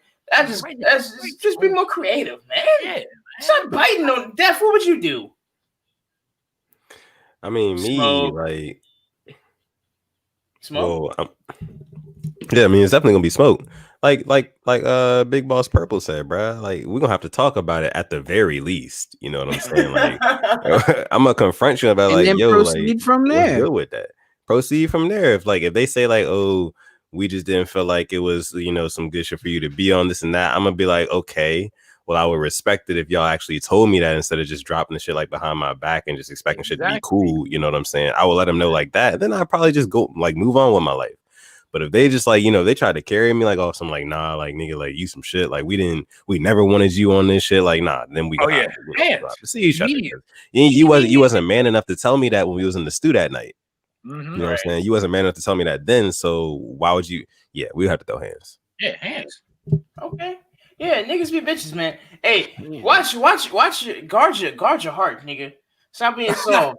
Guard your heart, yeah, nigga, and stop. Because most of these niggas ain't living right. Exactly, motherfucking pimp. Rest in peace, Pimpsy. Anyway, and a lot of these niggas wearing the same drawers, bro. Oh, and y'all gotta stop. Y'all niggas need to start go out and buy some more drawers. Y'all niggas is wearing Fruit of the Loom. Go out, nigga. We ain't doing that shit. Go get some Kirkland. Stop it, yeah. Stop wearing Kirkland and fucking Wrangler jeans, nigga. That nigga Shawn Michael jeans, nigga, with the boots in them. Nigga, stop being a hoe, man. We on some new shit this year, nigga. It's Sleaze Mob and it's motherfucking Don and Big Boss Purple, nigga. And I'm gonna ask y'all niggas one more question before we get up out of here, man. And I should have warned y'all about this. Would y'all ever pull a J. Cole and drop your shit with the same beat? Yeah. Would you ever I'm gonna keep it a whole stack. I don't know because J. Cole did that. Yeah, I didn't even know he did. Yeah, I'm gonna keep it a whole stack. I'm very ignorant to like what J. Cole has been up to. I don't listen to that. I don't listen to him like that at all. It's not because he's bad or nothing. I know. Look, like I know all the hits. I don't. And then like I know some of the early like low key like J. Cole from like easily like 2013, 12, whenever he first like appeared or whatever. But like I can never get into like J. Cole like that. I know the world gonna hate me for saying that, but no, they're not, because there's a lot of niggas out there that agree with you. I don't think he's a bad rapper. He's just not for me. Yeah, I respect what he like. Yeah, like the nigga got substance. I respect he can that. Rap, obviously, and he can rap, but I just like his music just doesn't do anything for me, except for that apparently joint when he come on that joint and get the that shit is fine. That shit is fine. But other than that, like I really don't know. But he dropped some shit on the same same beat, like. So like use the same beat twice? He used somebody else's beat. He used Oh yeah, I'll do that. I'll do that. I can't remember. He used the Bryson. Yeah, I'll do that Tiller beat. He used the Bryson Tiller beat. Oh yeah, I'll do that shit. I've done that before. I like to do that with songs I grew up on too. Sometimes if I feel like I can like. Well, it's different for niggas like us because we're not industry niggas. Yeah, but nobody give a fuck about. But even if I was, I still would. Nah, nigga. Nah, nigga. You use my beat, nigga. It's smoke. You use my beat, bro. And your name is J. Cole and my name Bryson Tiller, nigga. I'm sending folks after you, bro. unless you cut me a check, my nigga. It's a problem. I get you straight. I usually would have a conversation about it, like. Yeah, I feel like you're not just popping out with a nigga's song, like. And look, don't use no 3-6 Mafia shit. DJ Paul and Juicy J are coming for no, their money. They Juicy J just sued Arby's for taking a snippet from them, bro. Like that nigga is not playing. Juicy J is not playing. That nigga is not playing to the streets, my nigga. They are ready to get. They're collecting their. Nigga, I need all my money. Real quick. They about to shut them niggas down. Juicy J, I'm 45 and I'm still popping Molly. Let's get it.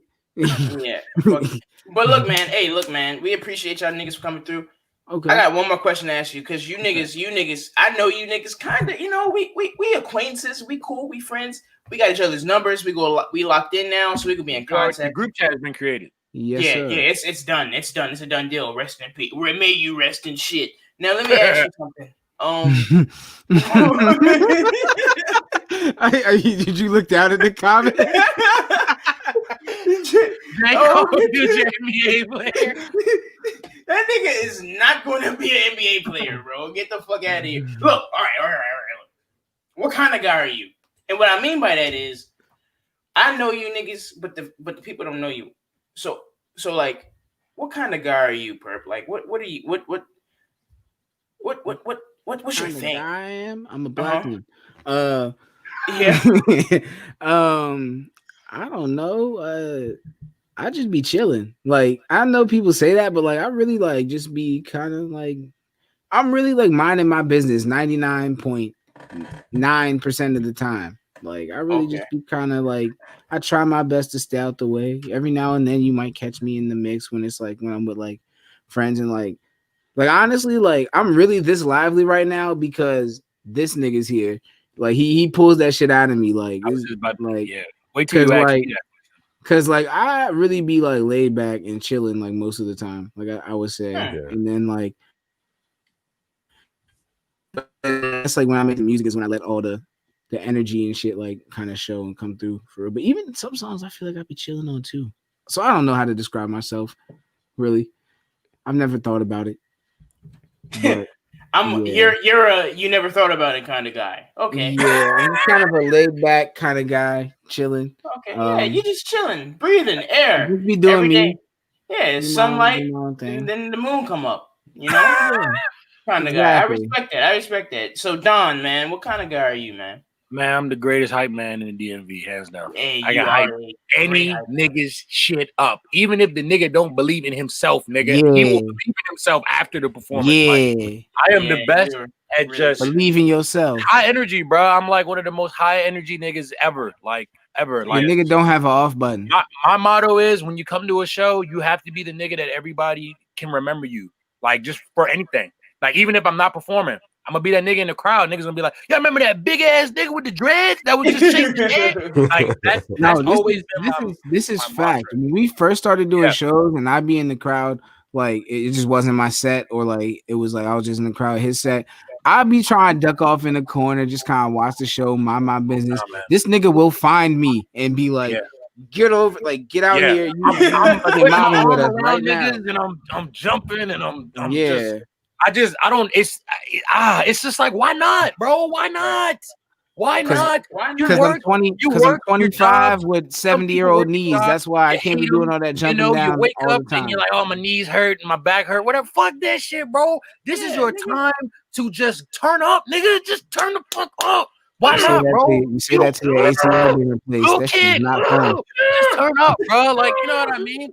But you right. Turn the fuck up. Just turn the fuck up. And I don't know. That's just my mantra, bro. That's what I live by. Like, you catch me at any show, I'm gonna be sweating because I done crank the whole anybody set. It don't even matter. Like, there's some niggas that I just met at the show, but like you might catch a dread to the eye. It's crank. You gonna catch if you next to me. You gonna catch these in the like bows, bro, in the face. Like it's just what it is, bro. Like that's the man I am, bro. I'm just high energy, bro, and that just I think comes from the punk rock too.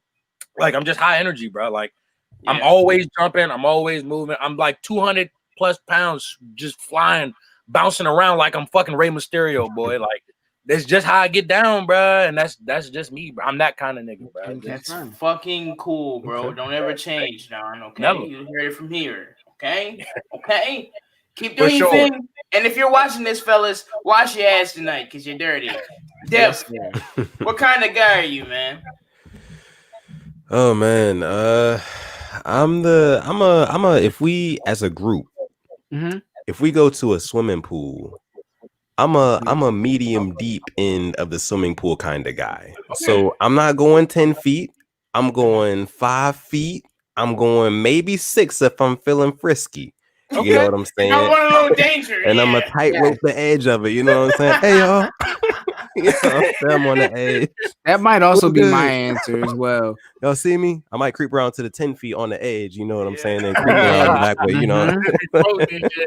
Yeah. I'm a medium deep at the pool kind of guy. You know what I'm saying? Medium I don't know why that makes you sound like such a little nigga, bro. But it's really like that. When you really like that, bro. Niggas don't be swimming for real. Niggas really be scared a little bit. Like niggas low-key be a little scared. Like this can go left for real.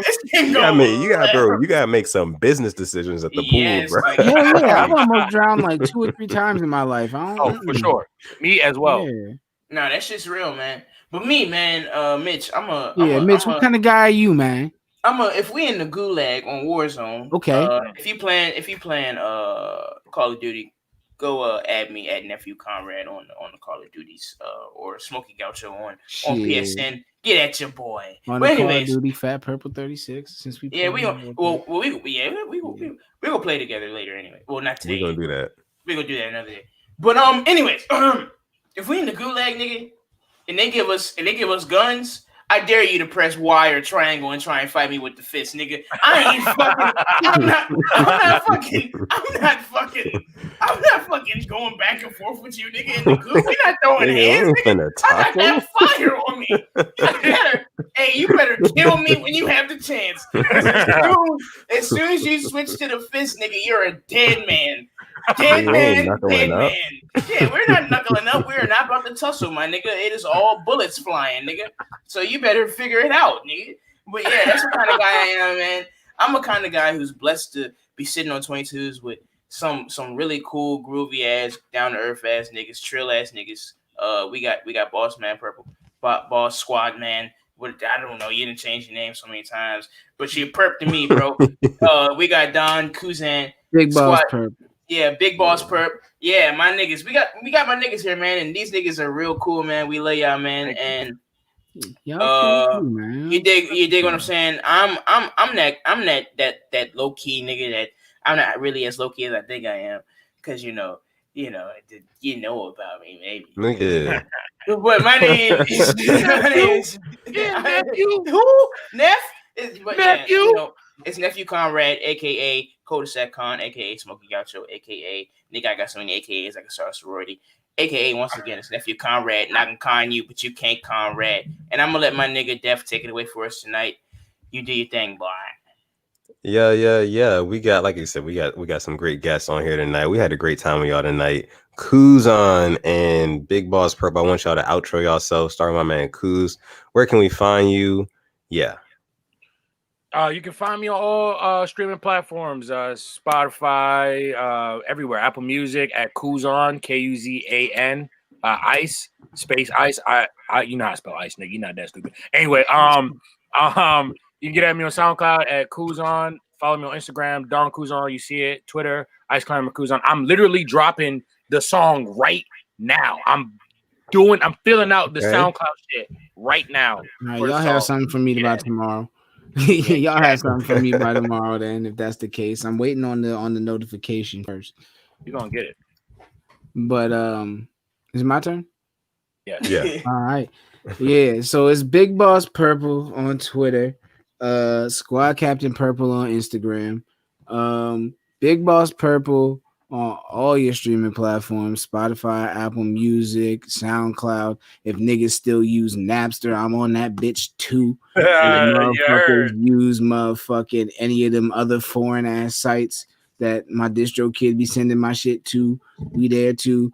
That's Big Boss Purple. $2 on them S's.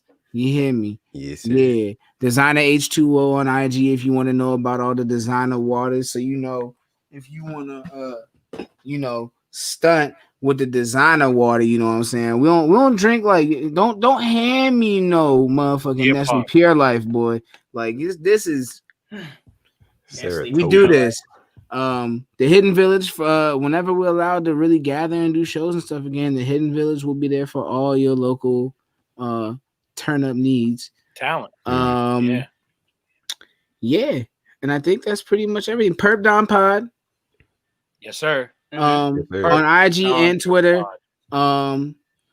Yeah, tune in. Get at us. We would love to have you guys as guests at some point soon too. Oh no, we'll definitely talk about that. I already know, of course. Of course. Yeah, I think that's all I got for real. Yep. Okay. As far as plugs. Plug. Okay. All right. And just lastly, I'm your boy Sutton Def. You can find me on Twitter or Instagram at Sutton Def. That's SUTTONDEF, aka. I did my AKAs in the beginning of the episode. So if you want to hear them, rewind 2.5 hours. God damn, you did 2.5 hours? Yeah, bro. This shit been fun. This shit is I know, bro. Right? It's so much fun, bro, when you're sitting on 22s. Yes. Well, listen, man. If you're watching this live, if you're still watching this live right now, you are if you made it to the end. You are the realest if you're still watching this live right now. If you're not, if you're listening to this after the fact, we love you just as much. If you're listening to this on Apple Podcasts or on SoundCloud, please consider watching the video version on YouTube live, because that's how you get the best experience out of Sitting on 22s. You get to see all the beautiful faces. You get to see all the beautiful segments. You get to see all the stuff that I pull up on screen for us while we're doing the episode as well. So make sure if you watch this after the fact, or if you listen to this after the fact, make sure you watch it live with us, because we love to interact with you guys too. Also, like and subscribe to the video, olerclothing.com, giveaway at 100 subscribers. I think that's about 8 more than what we have now, pending after this episode. But this has been Sitting on 22's episode 27. We're going to catch you guys next week in the next episode. Peace.